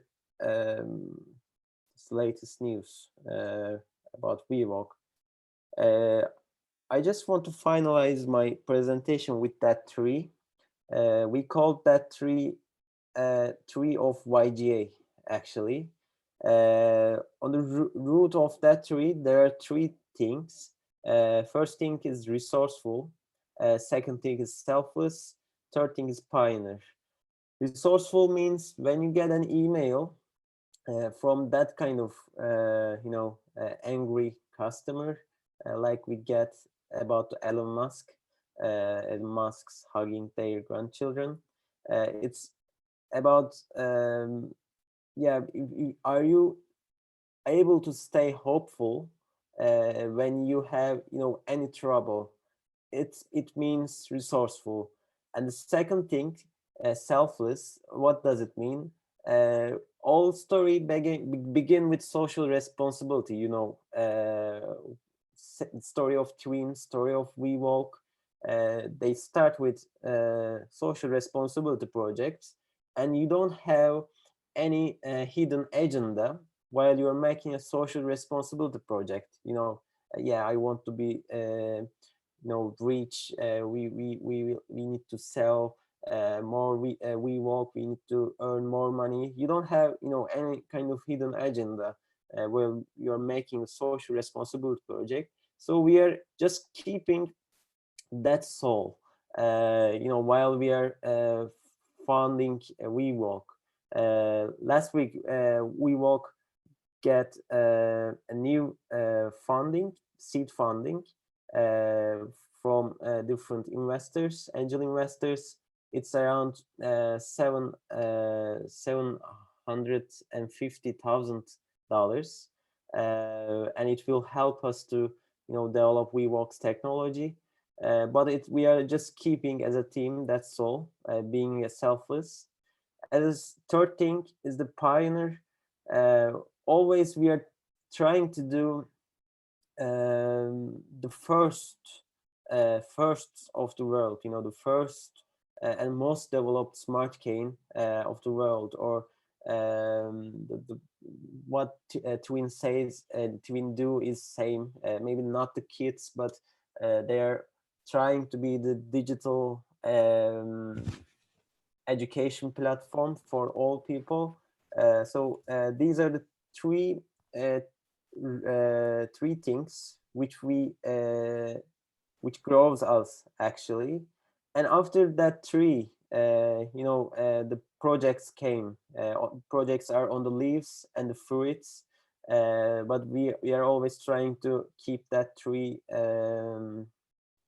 thing in our roots actually. Yeah, that's all about WeWalk. Maybe we can just get the questions if you have. Thank you, Atakan, for sharing your story, and thank you, Gulcan, for the story about the WeWalk. And I think it's amazing to see what you have achieved there. And I think the story has touched all of us here. And I hope it's also served the purpose of inspiring us.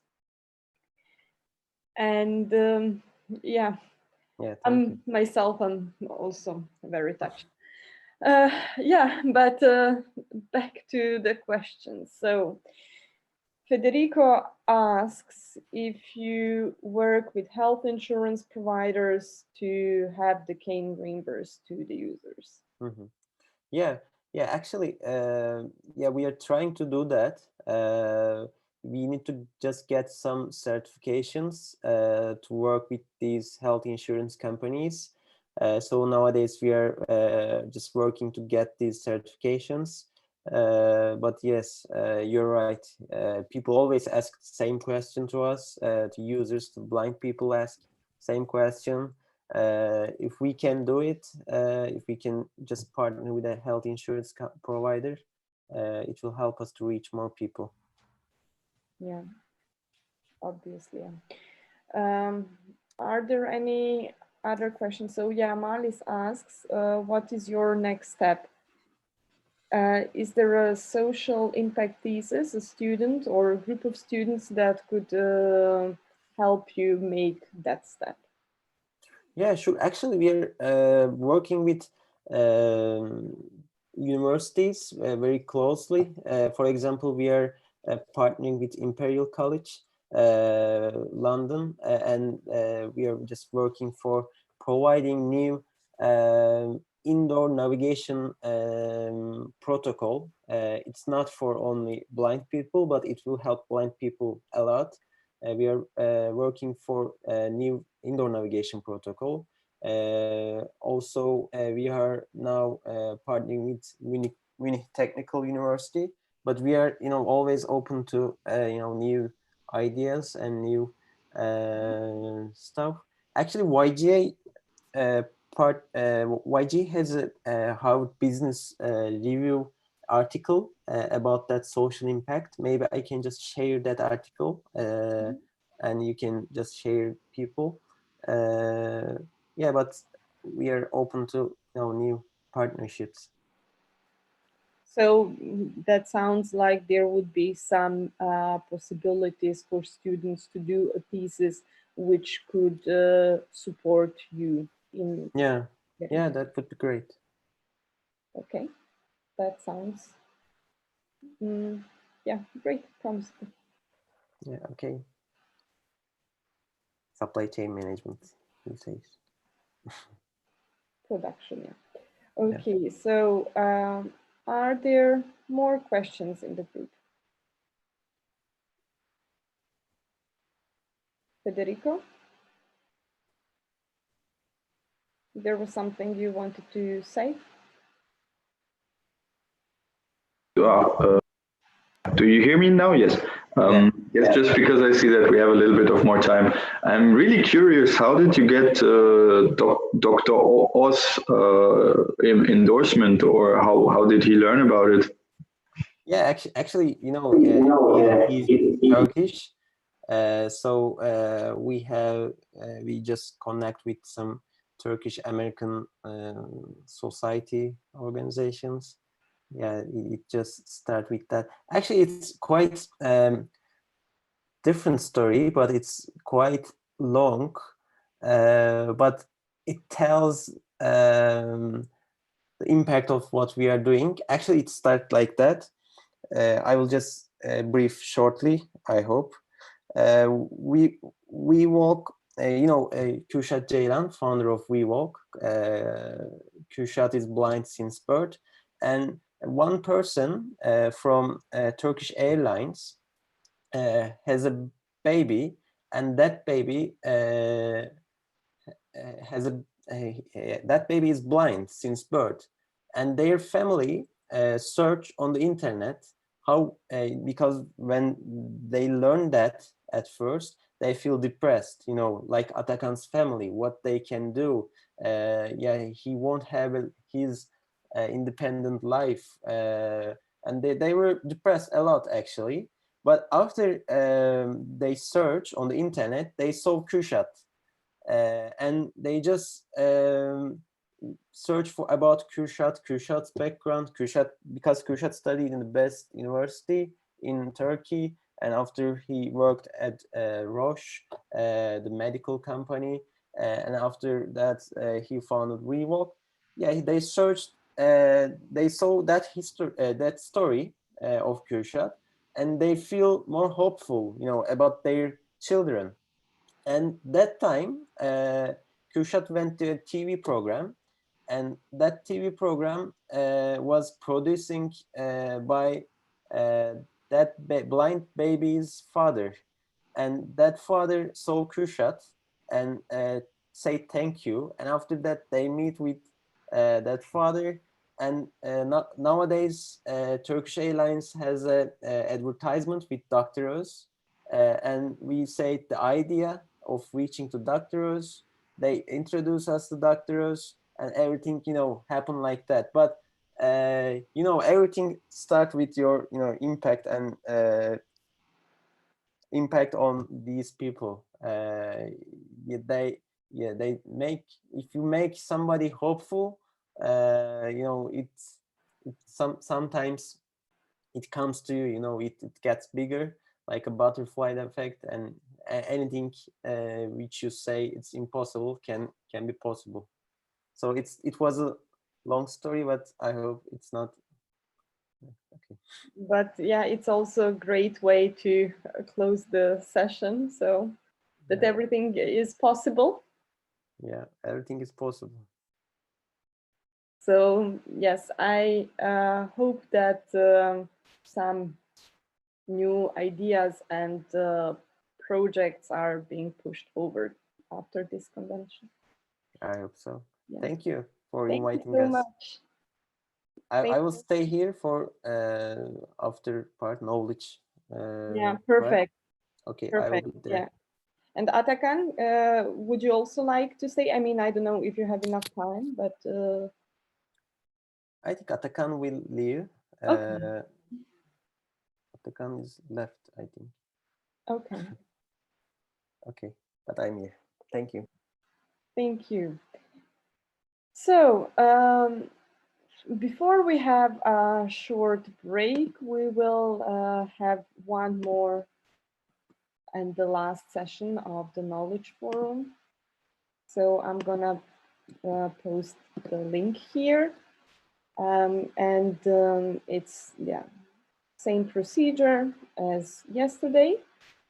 We have 3 questions here.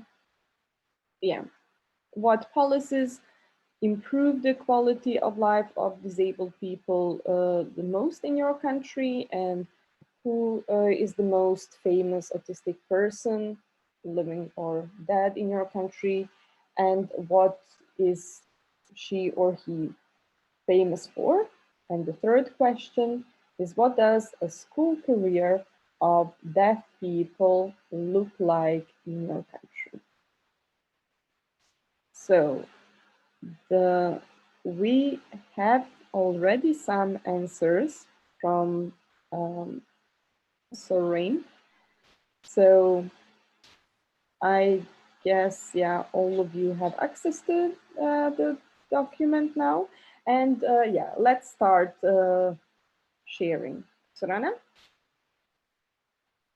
Yes. Would you start? Yeah. Yes. Just a sec.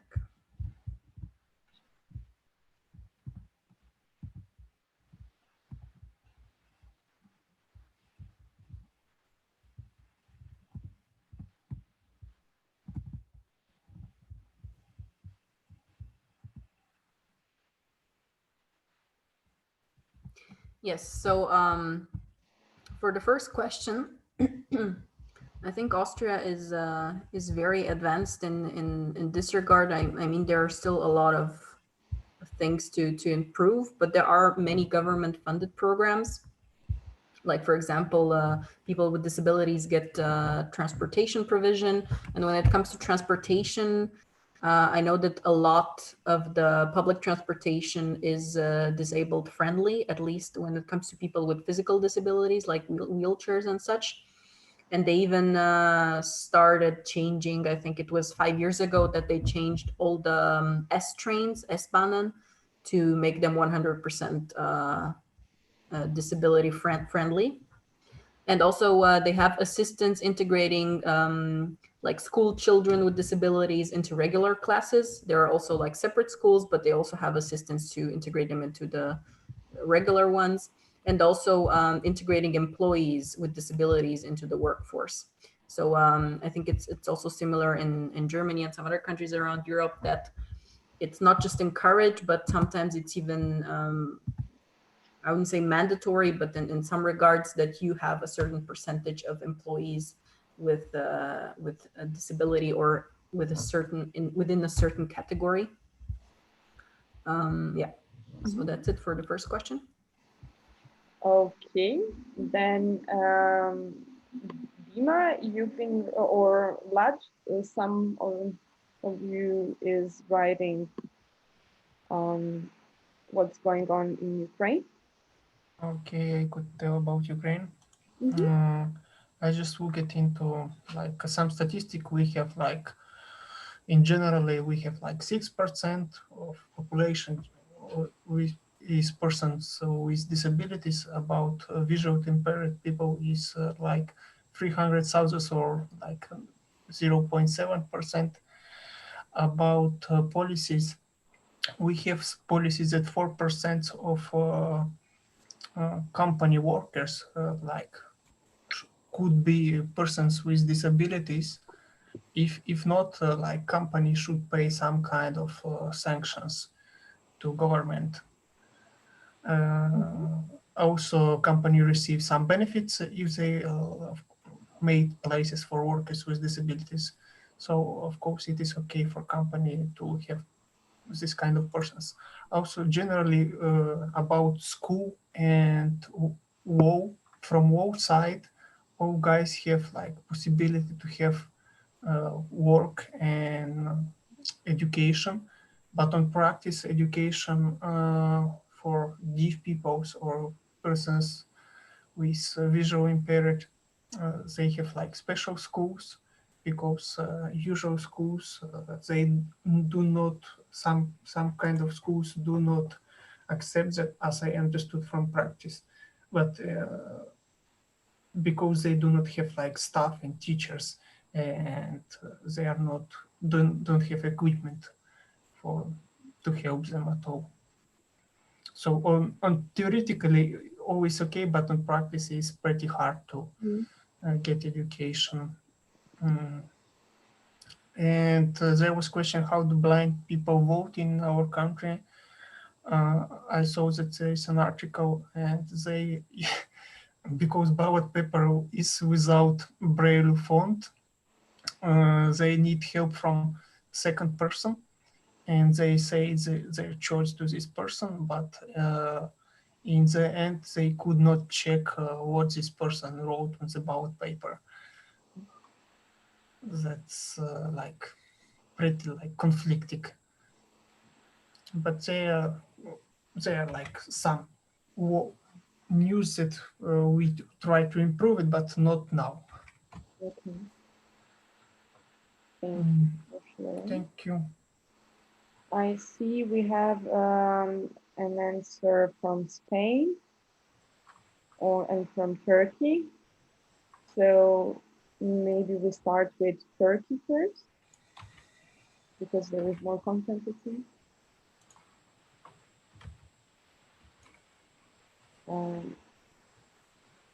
I don't know who is writing, but and maybe if you're saying anything, we can't hear you. You are still muted, I guess. Maybe I can say some points about that. Yeah. There are like some discounts for the disabled people, like for the transportation. Also, there are some tax exemption for them. Also, the family member of disabled members can get early retirement. Also, they get like extra monies. This is the most things that I know, actually. Okay.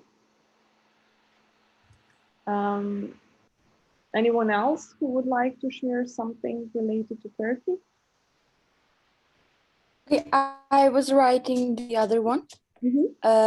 In Turkey, there is a law for disabled people for them to work in private sectors and the governmental places.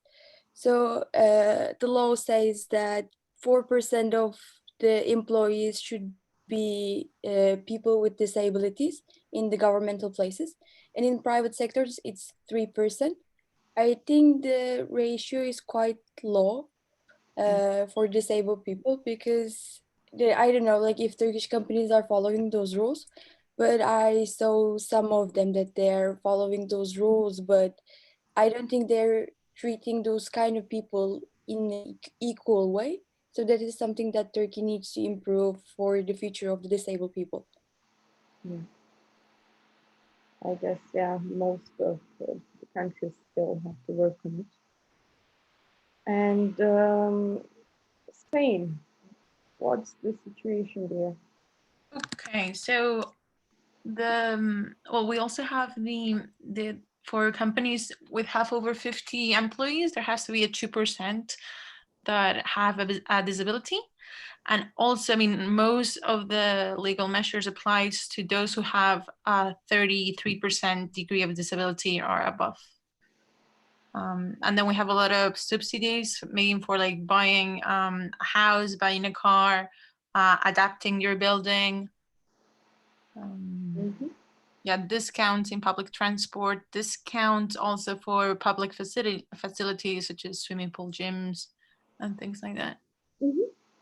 And those are the main ones. Okay. Thank you. And then I guess we can move to the second question. There we have answers from Italy, Romania, or Austria, and Ukraine. So let's start with Italy. So I found that one of the most famous people with autism problem was Michelangelo. Study made by Mohamed Rashad, and he said that Michelangelo had some physical abuse, and he had a kind of Asperger's disorder because he was a lot obsessed with work and controlling life, like money, family, time, and he had some difficulties with connecting with other people, And so this is what I found from my side. Okay. Thank you. Sorana? Yeah, I think this is a good transition because a famous person in Austria is Hans Asperger. He's the person that the syndrome was named out of, was named after. He was conducting a lot of studies, so he was a medical doctor. It is assumed that he had the Asperger syndrome himself. He conducted a lot of studies with children in the early 20th centuries, but his studies were disregarded in times, and he actually started becoming really famous again towards the end of his life. I don't know if he got anything out of the fame because he died in the 80s. When there was more and more awareness being raised on the autistic spectrum and Asperger syndrome. And that is also when they named the syndrome after him. So he's actually from Vienna. His name was Hans Johann Asperger. Mm-hmm. Mm-hmm. We have some answer from the Netherlands.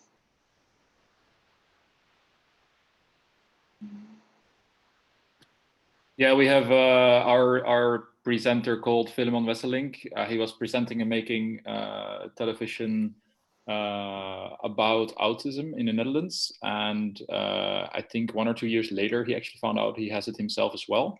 And then, yeah, I think he's currently quite known for it. Mm-hmm. Okay, thank you. And Dima, you had some input for Ukraine. I actually tried to find somebody, but didn't found like in news or some newspapers that we have some kind of one person who is pretty much famous for some kind of disability. So because we are pretty young also country and we don't have records like before 30 years ago, it was not like practice to have to write records about disabilities in Soviet Union. So yeah. that's a problem. But actually, I just read about reports about persons with disabilities, and we have like a lot of people with them, but they could find a work, and they are even more enthusiastic to save their workplace because usually if you have disabilities, it is more hard to find your workplace. So they are even better workers from at least our reports. Yeah. Thank you. I've noticed that Andreas wrote something.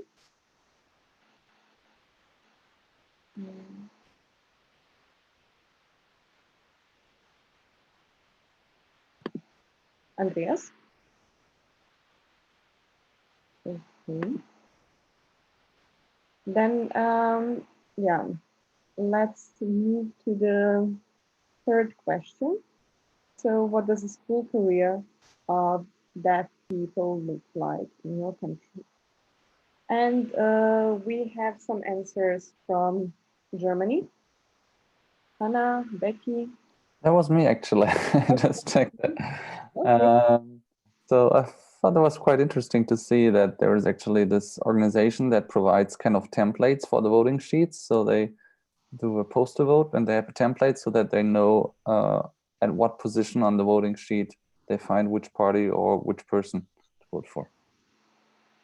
I think it's a pretty smart solution because then you don't have to have special sheets. But that's not school career, but okay. Pardon me? That's not a school career. Oh, I put it in wrong. But where was that? Where was the question about the voting? Voting? There is no question on that. Okay, doesn't matter. What's in my bro? Okay, then Spain. Maybe for Germany, I can quickly finish that. Or well, at least what I know, there are a lot of special schools for disabled people, but lately there have been, I don't know, maybe change of laws that people should be integrated into normal schools, and there's a big debate about it because, of course, sometimes it helps, but sometimes it's very hard to integrate them, and it's worse for everyone, and there are not enough people to support those children in the schools. So is that what the question is about? It's deaf people. Well, it's the same for deaf people, I guess. Okay. Yeah, thanks, Hannah. And Spain now? Okay.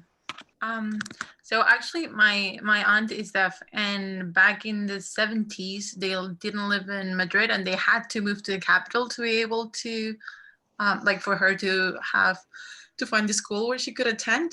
But it was actually found very positive information that 93% of deaf people in Spain are enrolled in public, or we call them like half public, half private schools.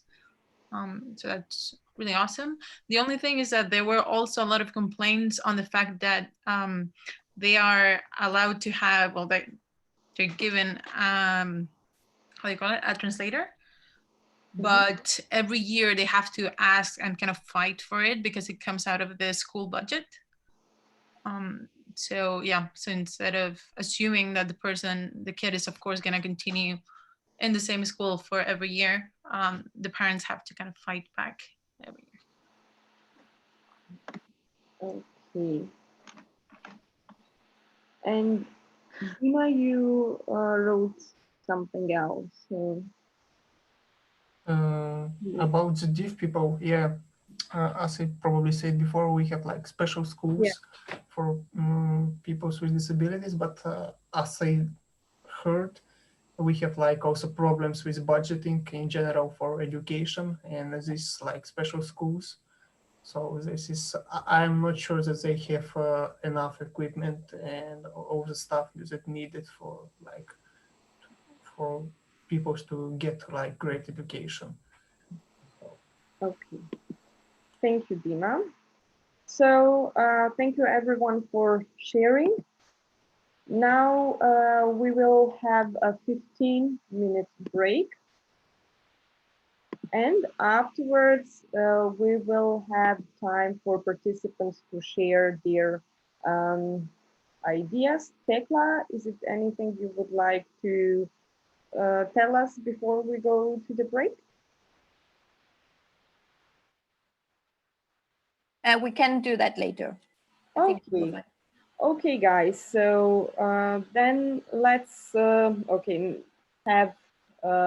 let's meet at 12:20.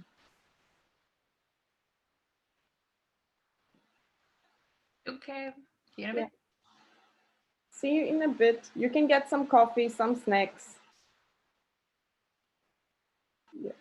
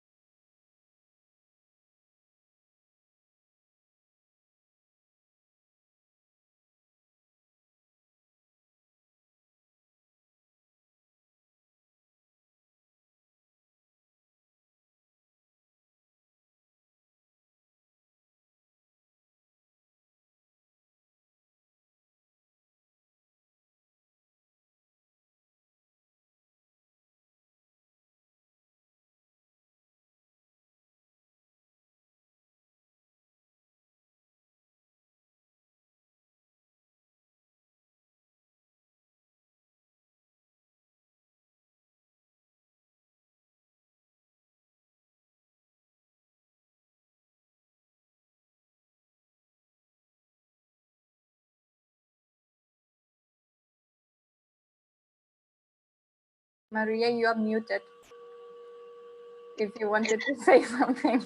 Yes, I'm aware. It's just internal speaking for planning. I just saw your mouth moving and thought like, okay, is this stretching or what is that? I thought my problem was from my headphones. I was like, what's happening? Yeah. Okay, so the break is over, and we have only 29 people. 30. 30, yeah, okay, good. But I suggest we actually start. Yeah, so what we have on the agenda now, before going to into the lunch break, is this present time for participants to present their personal projects. So as Tekla has written, we will have Saskia, Annabella, Malis, Mirte, and Ida presenting.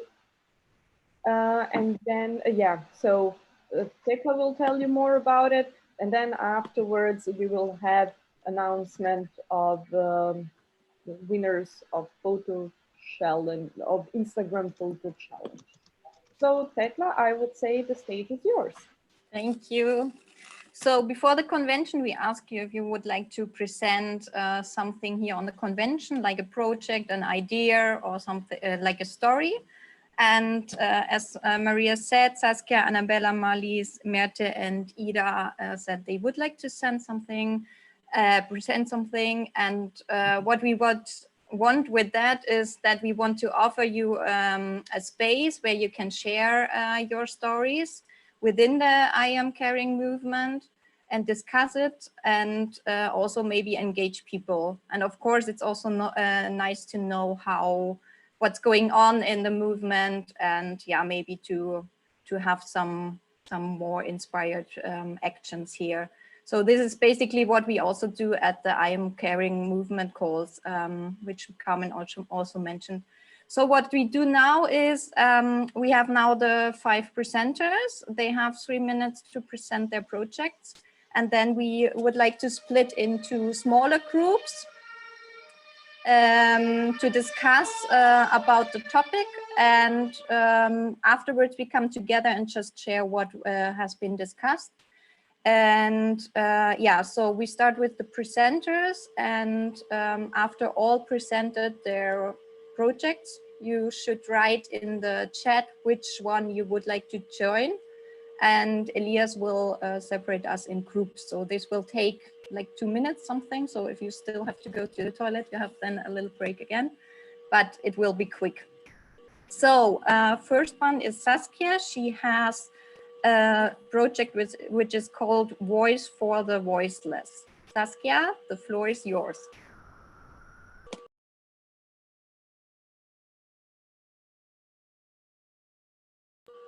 Is she there? I see her name, Saskia. Maybe she's not back yet. Not back. So is Annabella here?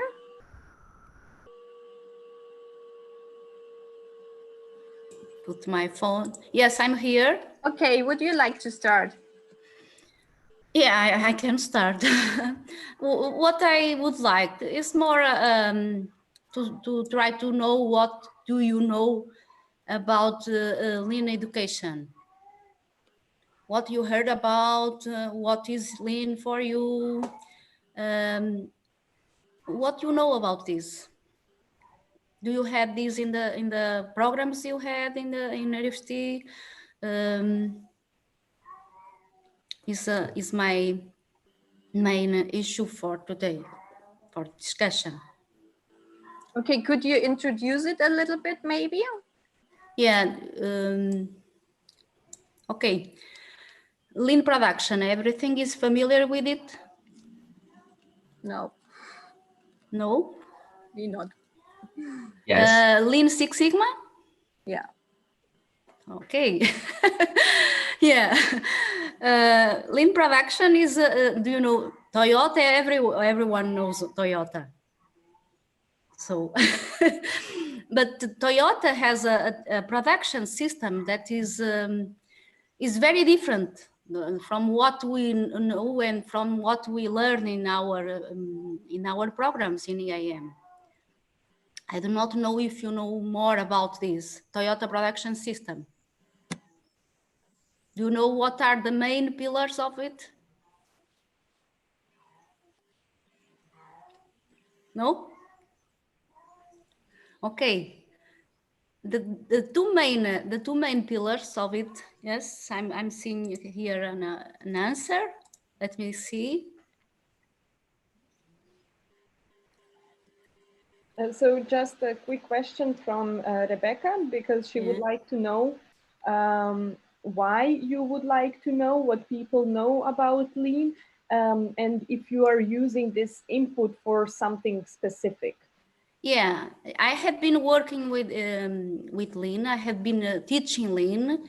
I have 5, 6 PhD students doing their PhDs in Lean, because I believe that Lean is not just a management organizational methodology.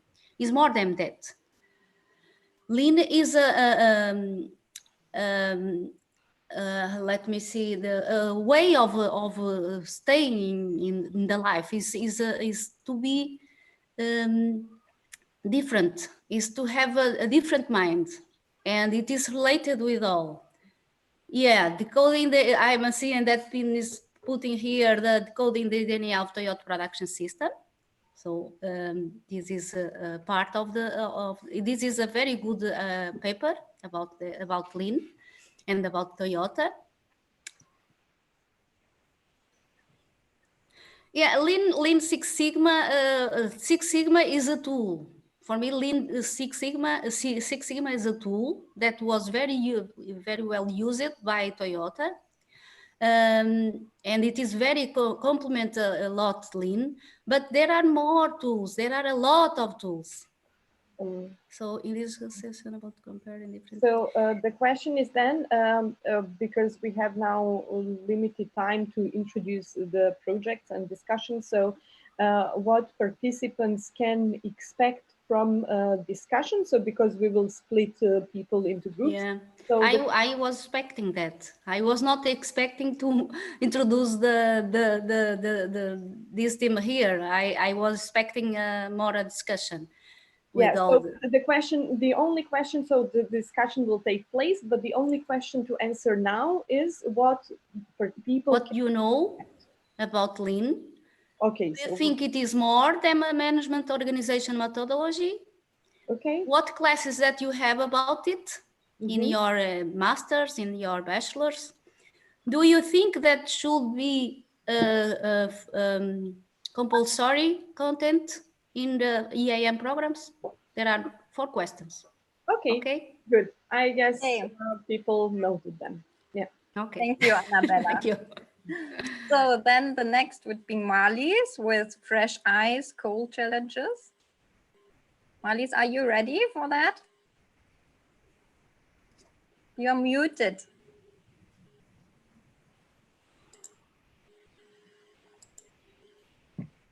Now. Okay.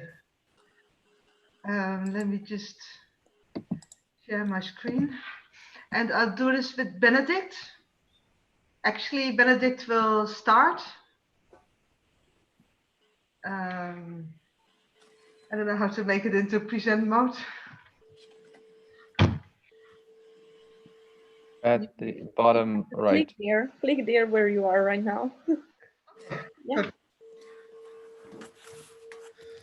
All right, so maybe to give you a bit of an introduction, what it's all about. So Marlies and I were on a, I don't know, was it an IEM Caring Foundation event? It was like an event of S-teamers about sustainability. And we were both just sitting there at the end of the event and saying, it's all nice to talk about this, but how can you actually now make a difference? How can you actually do something that makes a change? So we're sitting together and thinking of, what should be the next step? And then we set up a, 1.5-year program of workshops. Yeah, first of all, to educate ourselves about this a bit more before we said we can actually do something.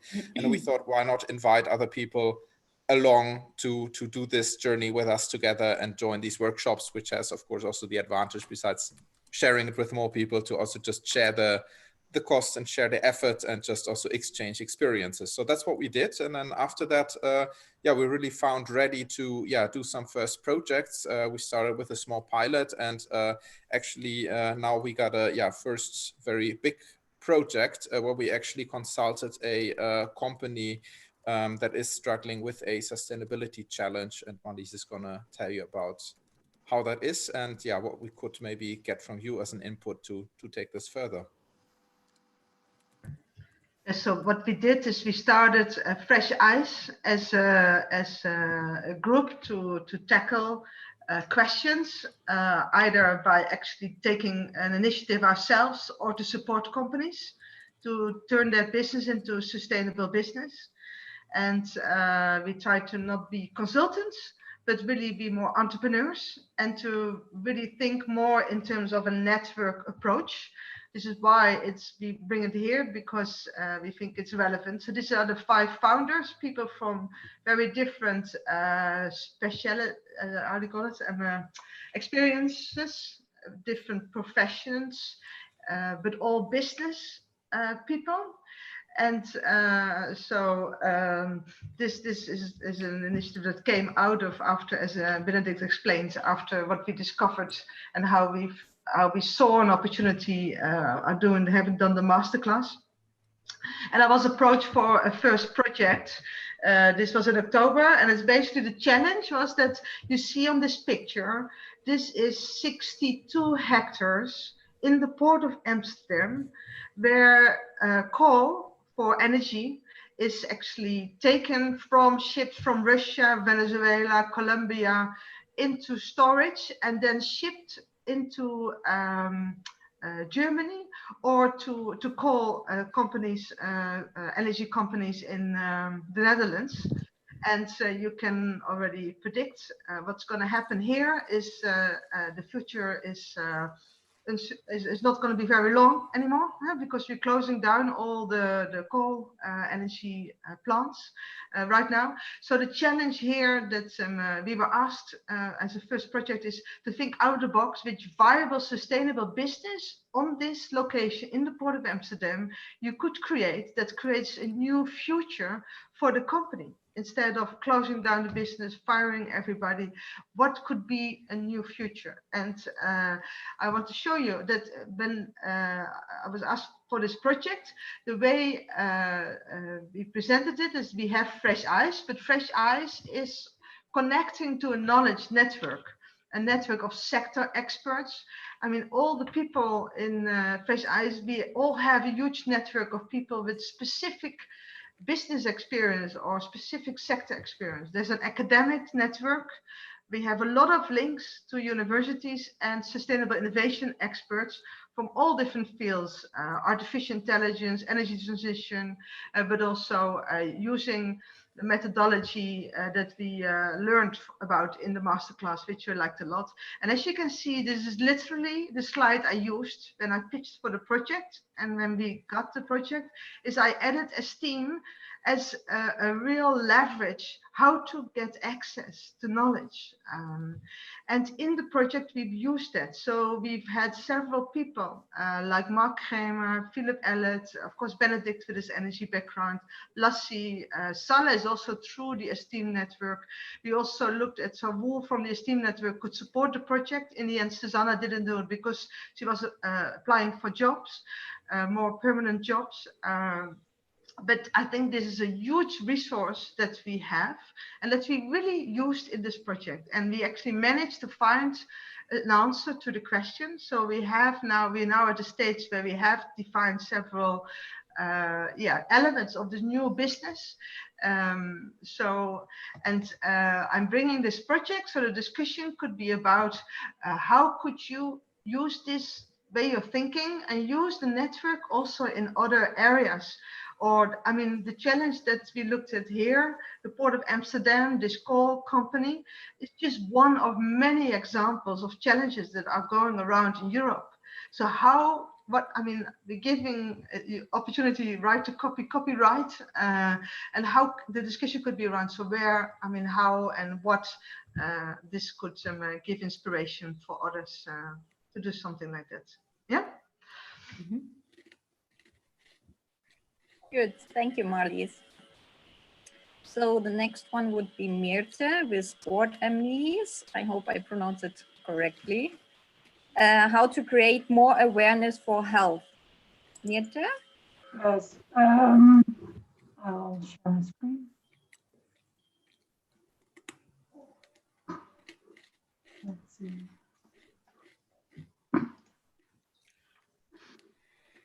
Yeah, so basically my idea was I came up with this idea a couple of years ago because I noticed that a lot of people were students or they just moved to a new city. They have a lack of connecting to other people who also play the same kind of sport, or they want to try out a new kind of sport. Therefore, I founded Sport Emily's, but I'm still working on it since I'm a full-time student. I'm still trying to connect people through sports. Thereby, I organized some sport events like ice skating, where I invited people from the city of Groningen to participate. I got in the end 10 participants, which is quite nice. So they got an introduction of ice skating, how it works, but also like a free clinic. So thereby you basically encourage people to do more sports, even though they don't really have people to play sports with. Especially if you think about tennis, you can't really play tennis by yourself, or badminton, or any other sports where you want to do sports with more than one person. Thereby I also contacted a lot of local businesses where I could store some sport equipment so they can rent it out to nearby tennis courts or basketball fields to make it a bit more accessible also for the people who don't really have the money to buy sport equipment. And thereby I really focused on the social impact it can have on people all around. So for example, children already have like a lot of sports available, but especially when you look to a little bit of the older generation, or also students, people who are moving, they don't necessarily want to be part of a sport club because then you need to pay quite a lot of money for participation. And therefore, I also made an overview view on Google Maps of all the different locations inside the city center where you can play sports for free. And also, I made like a list of events. Now I moved to a different city of Delft, where I don't really know a lot of sports places yet. So I basically started off with going and finding sport locations here as well. But I believe if the whole of the world does this, sport will be a bit more accessible. I went last year for a year abroad to New Zealand, and I found this company, Got to Get Out. They actually did the same as I was willing to do. So promoting sports among youngsters, but also students, people who are moving here. So you can basically start an event, you can join people on the event, you can rent equipment there and connect with new people. And thereby the community has increased a lot over the years. So I believe this is also a possibility for countries in Europe. And it's really good to make sports a bit more accessible and that people are willing to do that. So this is like a map of the city of Groningen where you can see all the locations of the tennis courts, but also some of the urban gyms. So that's a place I went myself, but everyone can do it themselves to just upload the location on Google Maps, and it will be more people can more easily find it. So yeah, in the Netherlands, we have a lot of free courts, like on the left upper, it's a tennis court, and then right, we have a lot of private courts. which from the famous football player. Then we also have urban gyms and basketball fields. So that's basically my idea about sport amies. So sport amies is basically in a lot of languages friend. That's why I use sport amies as the name of this business. Yeah, so this is kind of my idea. There are questions? Okay, thank you, Mary. Now, I would just like to ask, yeah, because we will be split into groups.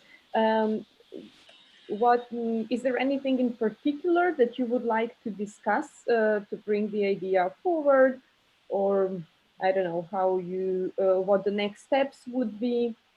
Yeah, so I think the spreading of the sport amies way of thinking that you can share your own equipment as well as seeing where courts are, that it will be more interactive. Like it's quite difficult to reach everyone. So yeah, a bit more of that kind of plan. Like in New Zealand it works, but investors are quite hard to find. They're like incorporating with like a big sport brand. That's where they get the financing from.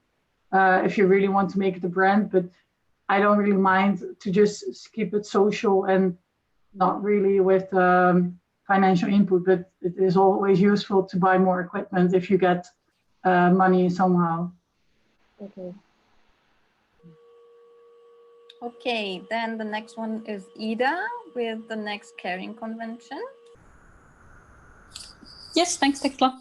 I don't unfortunately have anything to show, and also my camera on the phone is not great. So yeah, I'll do my best to have a great voiceover then. So what I'm going to present, or my project, is the next Caring Convention that will take place in Copenhagen in, or preliminary dates are for October 16th to 18th. So a little bit about why Copenhagen. Well, one practical great reason is that I live here and I like it here. So it's nice to show you around, but there is more. So Denmark and Copenhagen in specific are actually, I think, pretty exemplary, or you could say front runners on some areas when it comes to sustainability. Denmark is, for example, on the top of the UN Sustainability Development Goal Index. So sort of they rank countries based on how well they are on track to achieve these goals. And no country is on track fully, but yeah, Denmark is the furthest. And Copenhagen is also a sort of, it has very high ambitions to be the first carbon neutral capital by 2025. So that's why it's sort of investing a lot in areas such as green transportation and renewable energy and recycling and green mobility and all kind of smart city solutions. Yeah, and last and not least, I also thought it's fun to organize an event here when we don't have really a Danish local group. So it's not so often that you get a chance to take part in an event in Denmark. So then about the event, the theme will be sustainable city life, as you may have already guessed from the introduction. So the idea is that to sort of approach sustainability in living in, when it comes to living in cities from sort of several different angles. We have brainstormed about 5 different dimensions, like food, waste, energy, transportation, and infrastructure and buildings. And I'd really like to focus on the event on sort of innovative Danish startups and sort of local solutions that have been developed on these 5 different areas, if we manage to cover them all. Me and Federico and Maria, who are supporting me in this, we have started contacting sort of local startups and venues and so on, but of course it's still all quite preliminary at this point, and also we have some challenges with the virus situation. But sort of some examples that I can give you of planned activities is, for example, a visit to a vertical city farm, some presentations of Danish startups. We hope to get Too Good To Go on board, and Donkey Republic, if you know those ones. And then there's also a plan to have a sort of one-day pre-convention on Friday, those who like to explore Copenhagen a bit more. So I think that's pretty much all I can tell at this point. And what I would like to discuss is sort of, or the discussion is more like I would like to get input if there's any good ideas, if you have anything you'd like to us to focus sort of especially in, or the earlier organizers, maybe you have some do's and don'ts, yeah, or any other good input. So yeah, thanks. Thank you, Ida. So last but not least, Saskia, are you ready for your presentation? She is talking about voice for the voiceless. Yes, I don't have a presentation, thank you. I just wanted to mention, besides this, that yesterday we had 5 presentations of the group of esteemers that followed the Summer Academy. And one of the jury members was the CEO of World Startup Company. And he was really impressed. And it might be an interesting company for you also as his team to team up with. So he was very interested in that. So I just wanted to mention that. He's CEO of World Startup and also Resilient Society. So I wanted to mention that. And yes, Voice for the Voiceless is because next to my work as an academic, I also work for a very long time with refugees. And when the pandemic started, it was in Wuhan already, we were very concerned about the well-being of the marginalized and refugees. And then we set up this platform, Voice for the Voiceless. It's a Facebook platform where we gather testimonies of people in the different parts of the world where they tell us what's happening. And of course, in Europe, one of the most sad and urgent is on Lesbos, Camp Moida. And so it would be really helpful if you also raise awareness about this platform, and especially about the people that in all these different parts of the world are suffering terribly under the influence of Corona, because they often don't have any access to any means.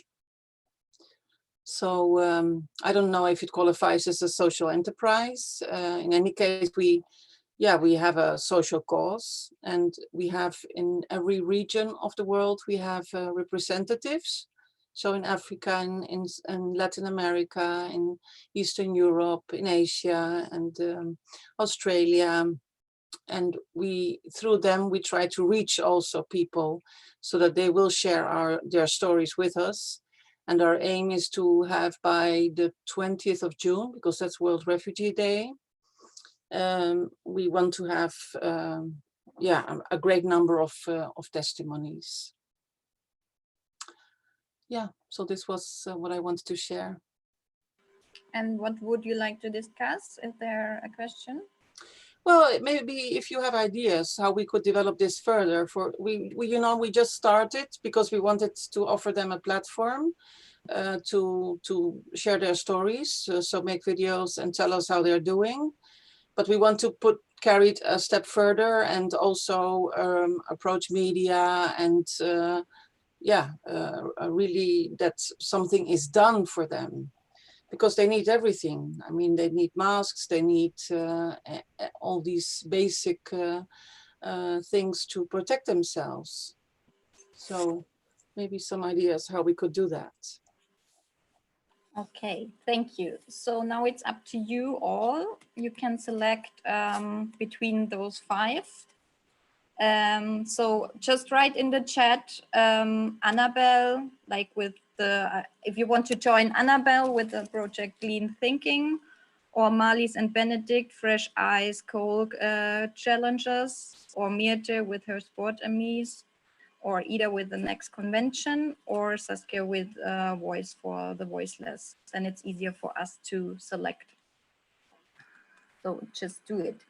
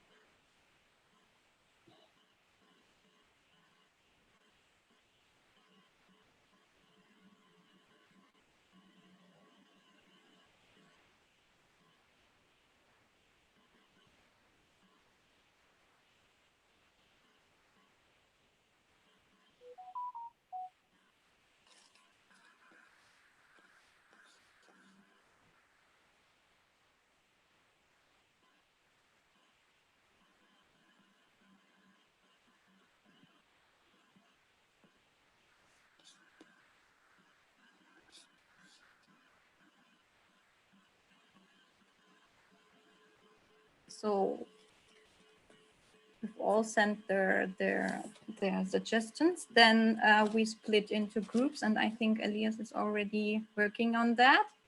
And then we have 10 to 15 minutes to discuss. And then we come back to the big group again, and then we have a short, briefly, discuss or like sharing about what was discussed.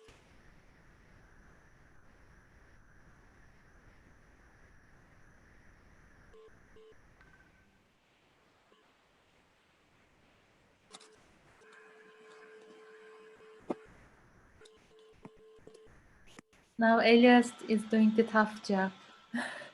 It's yeah. You can sing a song, go to the toilet, grab some water, just yeah,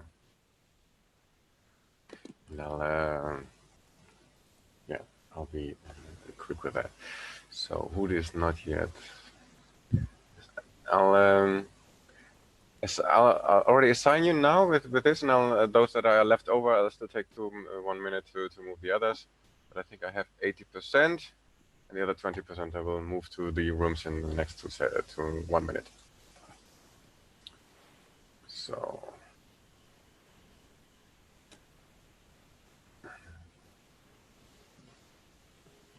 who's still in this room and is not assigned? Vlad, I remember you said something.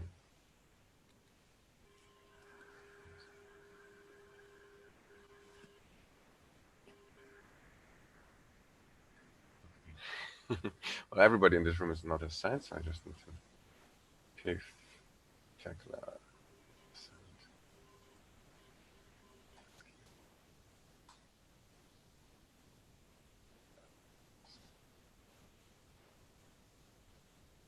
Come on, I thought I saw you already.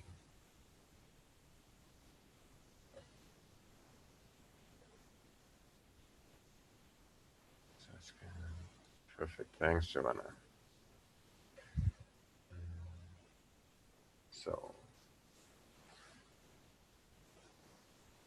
Georgia, I thought I said. Come on. So, who's Marcia, Eva, Sina, Malis.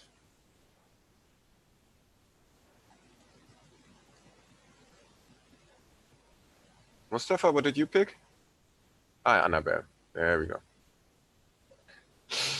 Okay, Marcia, Eva, and Aishanua. Aishanua, Saskia. Okay. Marlies, please. Fresh eyes, please.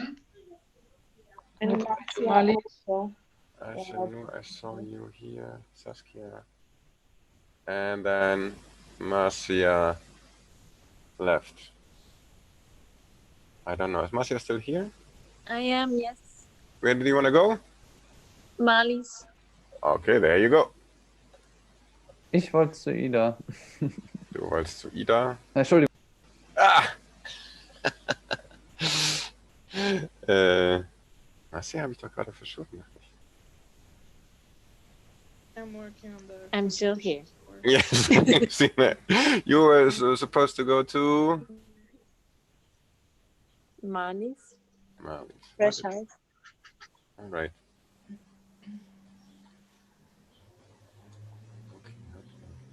Simona, any preference?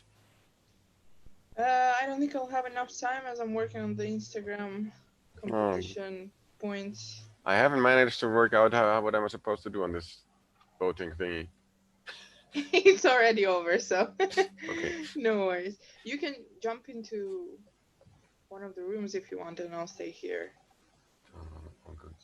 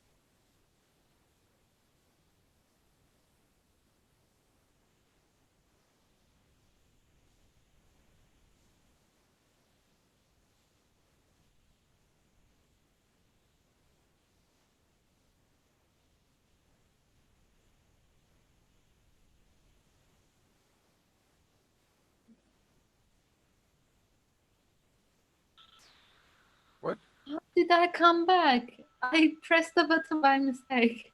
But I think did you close the rooms? I didn't close the rooms. Did I close the rooms? It was on 8 minutes. Like it's the timer went off. Ah. I accidentally clicked on. And I Oh, that move was- now, and I just wanted to start to talk actually. Ah. Shit. There's this Can you detail. turn me back to Ida? No, they will go. They will close on. Maria didn't write me yet. Okay, that's well, technology. A bit short. That was about there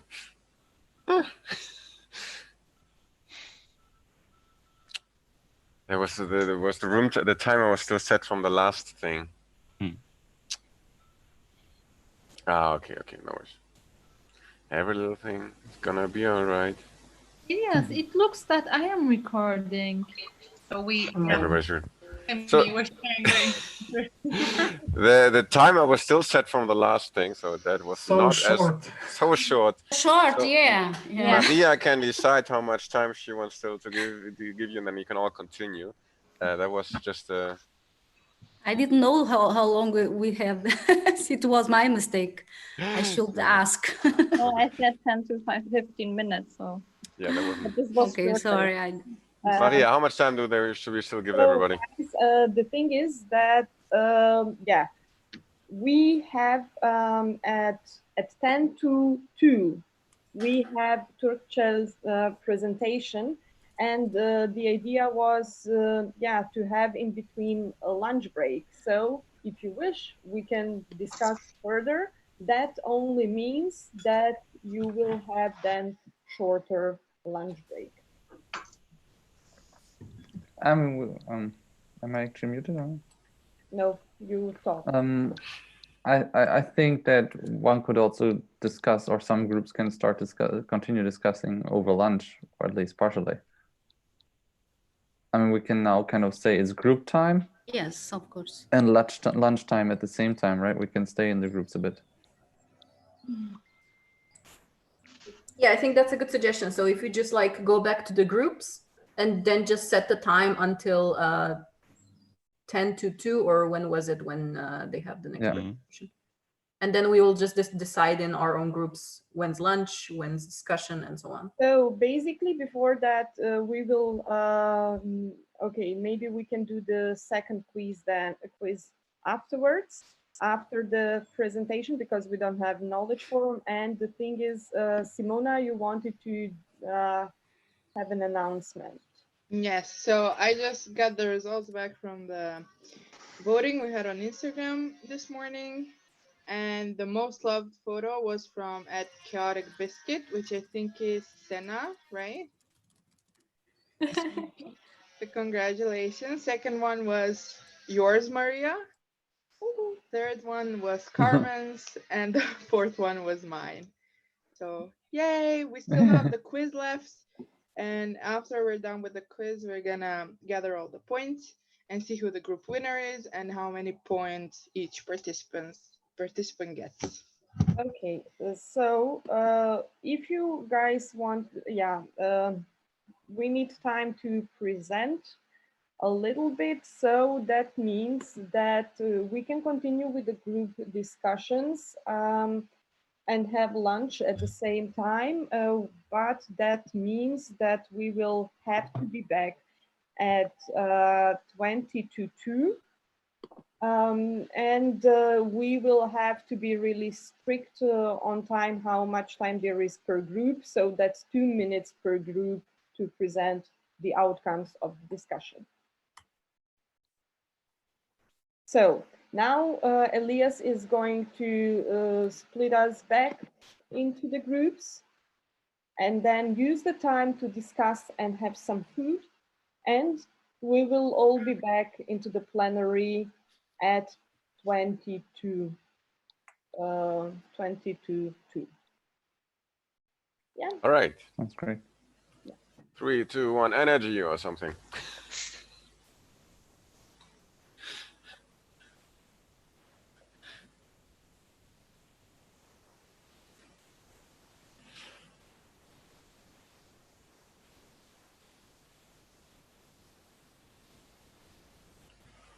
Okay, I'll make a lunch break.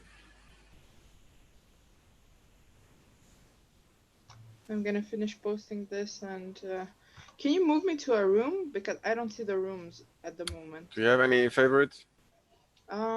Which one has the least participants? Motor. Okay, move me there. All right, there you go.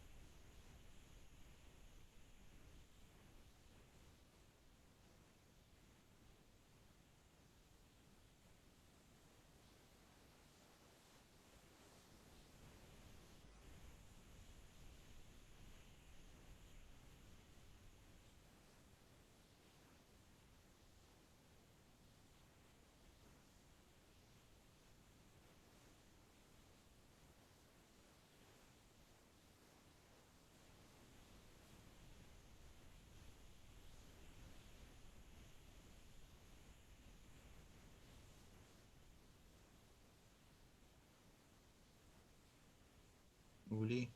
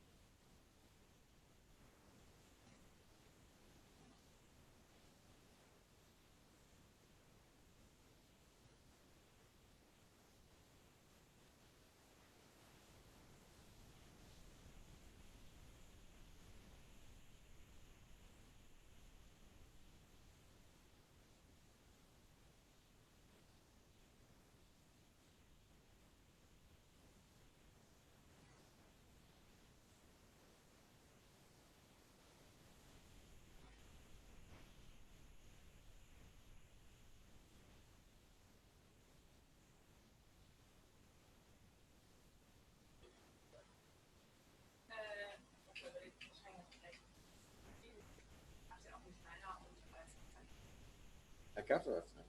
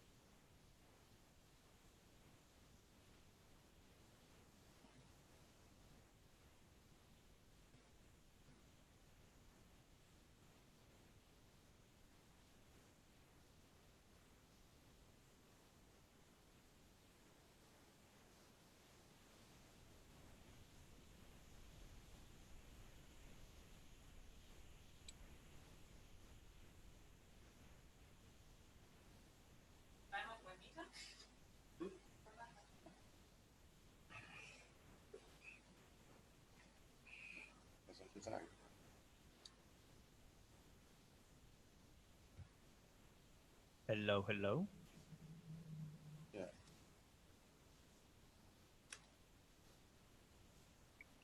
Ida, are you here?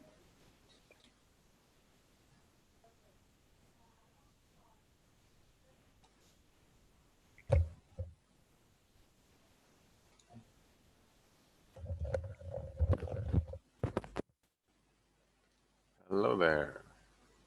Hey, you just took the rights from me, didn't you? No, you gave Really? them to me. Hmm? You gave them to me. Okay, that's funky because I still just had the breakout room button, and now that you arrived, I don't have it anymore. Yeah, maybe.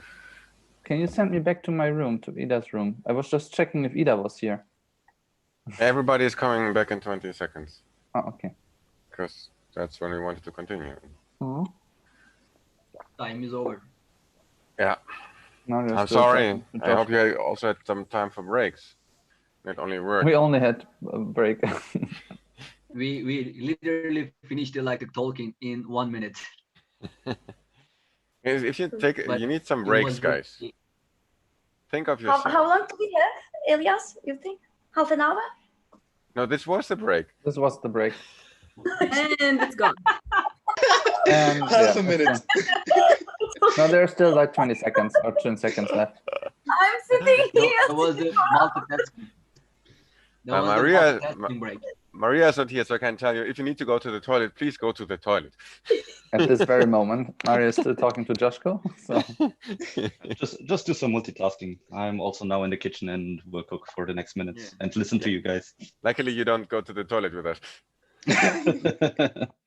Well, at least you don't know well, about it. make sure to mute and turn off And the- please turn off the camera. Yeah. And also turn off the smell. And the sound. Good job, Arthur. We share everything. Well, we are also Yeah, sharing sharing everything is caring. on YouTube. Yeah, but we have to turn off YouTube now for the next and presentation. also the recording, right? I don't know for the recording actually. I think so. We should ask Joshko. I think so. Because I think the point was that the recording, we could still check if they say anything that they are not allowed to say, while on YouTube it's live and then it's there. Yeah, okay. We would have to cut it out and if there was anything they were not allowed to say, but I would The Nipplegate. Nipplegate, exactly. It sucks if it's live and then otherwise they can put the stars on there in American TV. Okay, so Maria Okay, I'll is, call Josh. talking. No, They're still on the phone together. Not anymore. Ah, okay. Here I am. So, where are the people? All right. Well, Maria, I told them if they need to go to the toilet, they still can go to the toilet. Okay. That's kind of you. Yeah. And then we will start sharing, and there we will have 2 minutes per group. Elias, what are you counting? Oh, I'm just preparing the next quiz session already. Okay, good. So I would suggest that we start so that our speaker doesn't spend too much time waiting for us. So, Tekla, are you taking over here, or how do we go about this? Yeah, I can do that. So now we have, maybe we start again with Saskia, if she's here already. Yeah. So what were the results? What did you discuss? Like your insights. Yes, well, many good ideas and really thankful for that. I think to increase the outreach, it's important to reach multipliers. So kind of important people, influencers that can reach out to their audience. And so it was also said that probably approach small NGOs working on the ground, so not the big ones, because yeah, it's that probably the people that are working on the ground know exactly what the situation is, and also be more active on Instagram, because this is also a platform to reach young people, and then do that with personalized stories. Yeah, so this was kind of the things that I picked up. I don't know if I missed anything.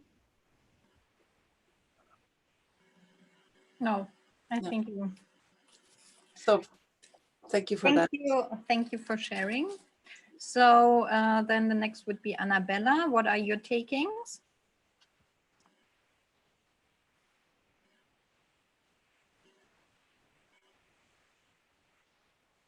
Annabella, are you here? It says she's away. Okay. Then Marlies and Benedict, are you here and want to share what you're taking of the discussion? Shall I? Yeah, if you can, then do. Sure. Yeah, so the problem we discussed is that we have a large network and a network of people who also know people. So the opportunity there is to leverage that when you need expertise, when you need to solve your problem, or when you need something more for your project than you're currently having. So we explored some options. We talked about bringing those people together, how to leverage that. And we ended with the idea to organize calls that have a serious and actionable content and actionable goal to promote that as something that you would seriously come together for, with a low threshold to invite people there. Also at the same time to promote our serious side of the STEAM Alumni Network. And that we're not being seen as just drinking buddies or people who are partying, but that we actually do something together professionally. And that's very important to show that that sparks interest of people to join these kind of calls as well.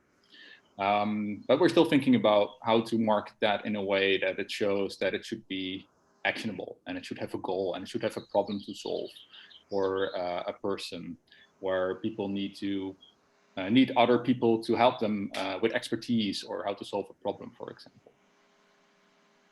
Okay, thank you for sharing. And then Mirte, what are your takings? Or someone out of the group? Okay. You're here. Yeah, sorry, I went to the baker to get some bread. Well, yeah, so we can basically do a new conclusion that maybe we can interact with the rest of Europe also to promote sports outside by putting all the possible courts of basketball, volleyball on the map. So in this way, we connect more people for sports. And also, basically, Simona is from Macedonia, and she said also that a lot of people don't really have access to sports. So then I was thinking of maybe combining the community service, which all the people from high school in the Netherlands need to do, for example, by collecting more sport gear, and then putting that to action in, for example, a country like Macedonia, to bring the equipment over there and stimulate people to do sports who don't really have access to sports. So yeah, something, yeah. Thank you for sharing. And then we have Ida. Is she here? Ida? Or someone of the group, the convention group?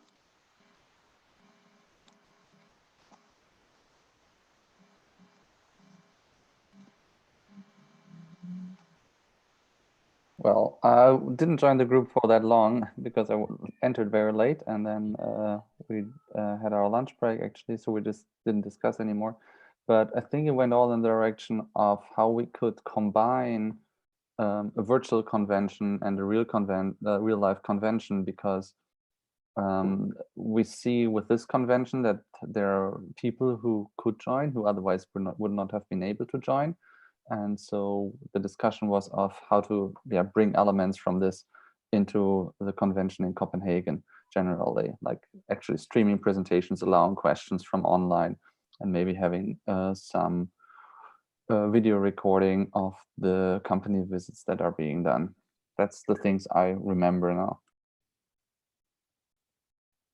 Okay, thank you for sharing. So we have now all feedback, and yeah, now it's back to you, Maria.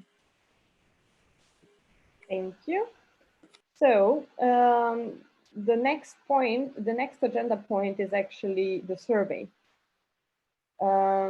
And what it means, yeah, we are going to share a survey link here, not survey, quiz. Yeah, if I'm saying survey, quiz, and then you will be split into the same groups as yesterday. And yeah, you will have 10 minutes to complete the quiz, and you will be automatically brought back to the plenary room. Elias, anything else to add here? Yeah, how much time do they have? 10 minutes, you said? 10 minutes, I think, is what Joshko planned, Oh, right? okay. Joshko? Yes. Okay, so then you will move into the group. Would you like to add anything? There are just some people less than yesterday from the group, so we might shift after a few seconds. But so just that you know that there's one person who's currently alone in this group, but from yesterday, but I will see to that. Also because I think not everybody is back from the breaks, but you're gonna group as again into small groups. 3, 2, 1, go. Hi. Beware of the tricky questions.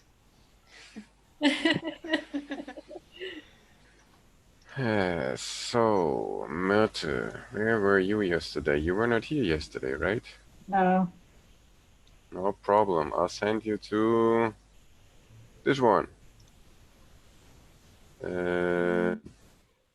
Anna. Why don't I have Anna? Where's Anna? Group 3. Wait, sorry. But Anna isn't there anyway. And Arnold. So, what bits? Now it's only us left. So, who wants to go? Any specifics? You can send me to the group with Anil and Hannah. Yes. Anna.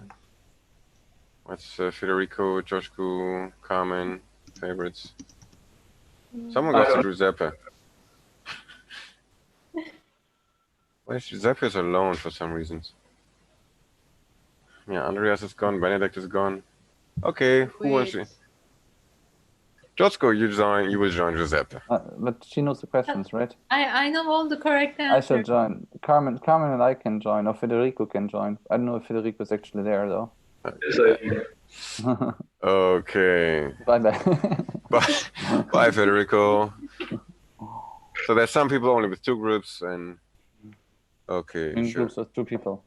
Yeah, that's what I tried to say. Today's quiz is easier and funnier, so they will not have trouble. They shouldn't have a problem, yeah. Okay, so then I join the other group with 2 and I join the quiz. So you stay here. Fine. If someone is missing or so, let me know. Then I'll come back. You can. I don't know. No, I make you a host so you can. Let me check their answers already. You can. Send me the scores. Can you move me to a room, Joshku? Because I made you host first, because in case someone else comes. So assign to which one? Where there are only 2 people also, or 3. Where Giuseppe is. Sorry. Okay, let's move you to education 1. This is cool. Bye. I feel Auf Wiedersehen. This was cool. So let me check the answers already. I'm running out of battery in my mouth. Send them to me, and I think I will directly write them to the which link? You sent me a link. Where is it?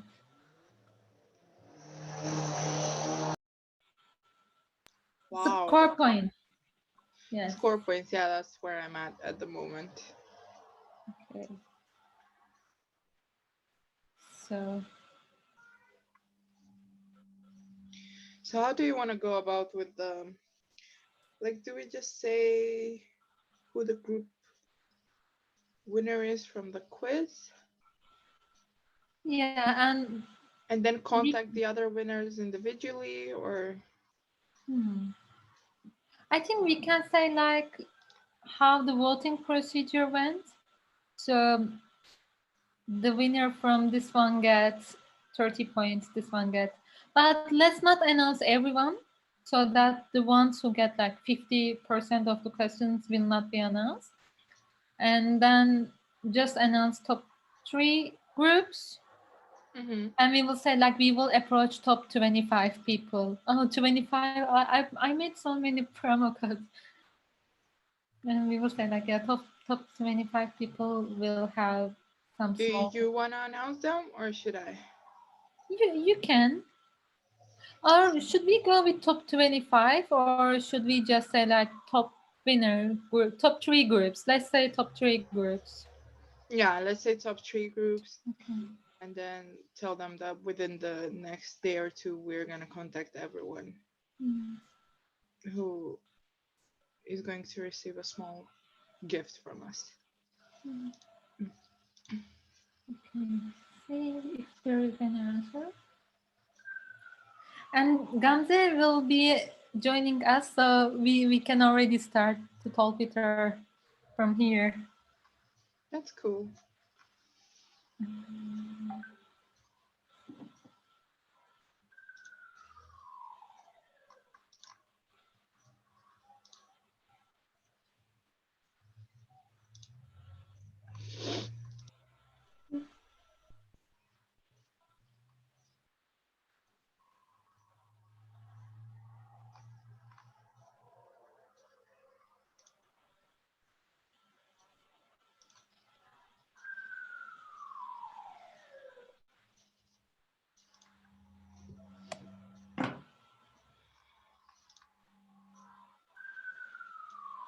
Collect response. Oh no. You know, there's actually a feature in SurveyMonkey to see them in spreadsheet, but they require money. That's a shame. Luckily, we don't have a lot of groups. Or imagine if we had every participant separately.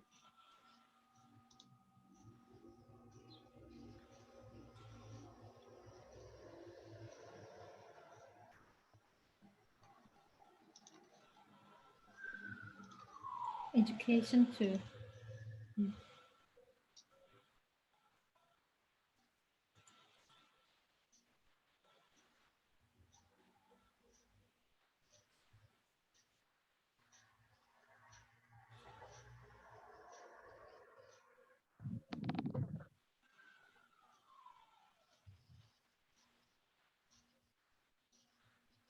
Oh, education too.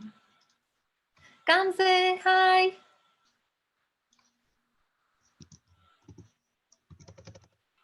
Can you hear us? You seem muted.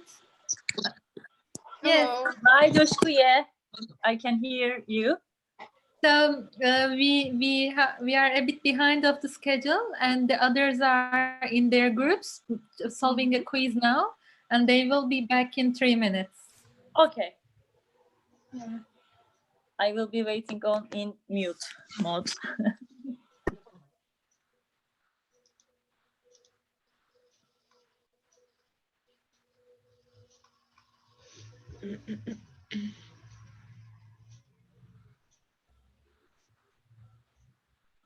Education too.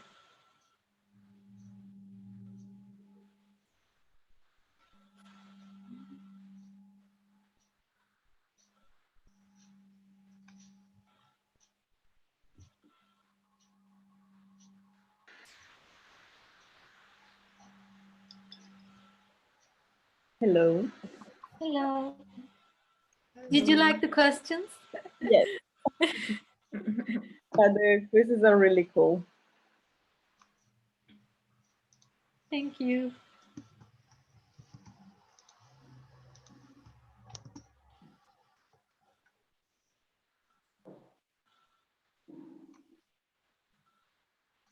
Everyone get 100.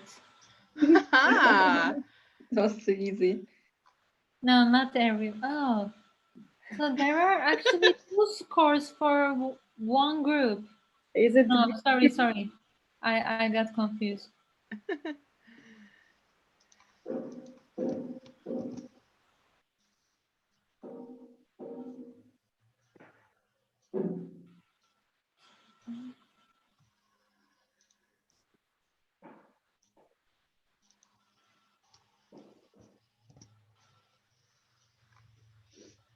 Yes.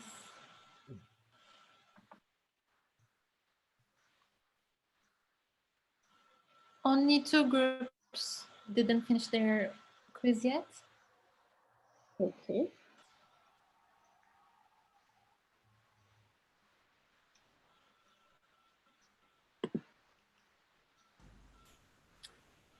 Hi there.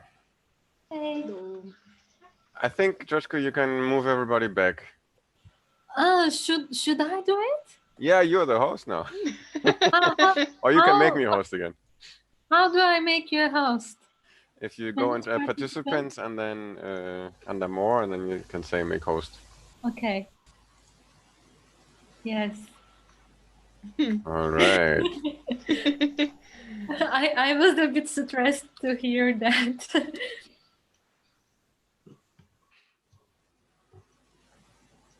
And Gamze already joined us? Ah. Welcome, Gamze. Hello, everyone. Hey there, long time no see. Yeah.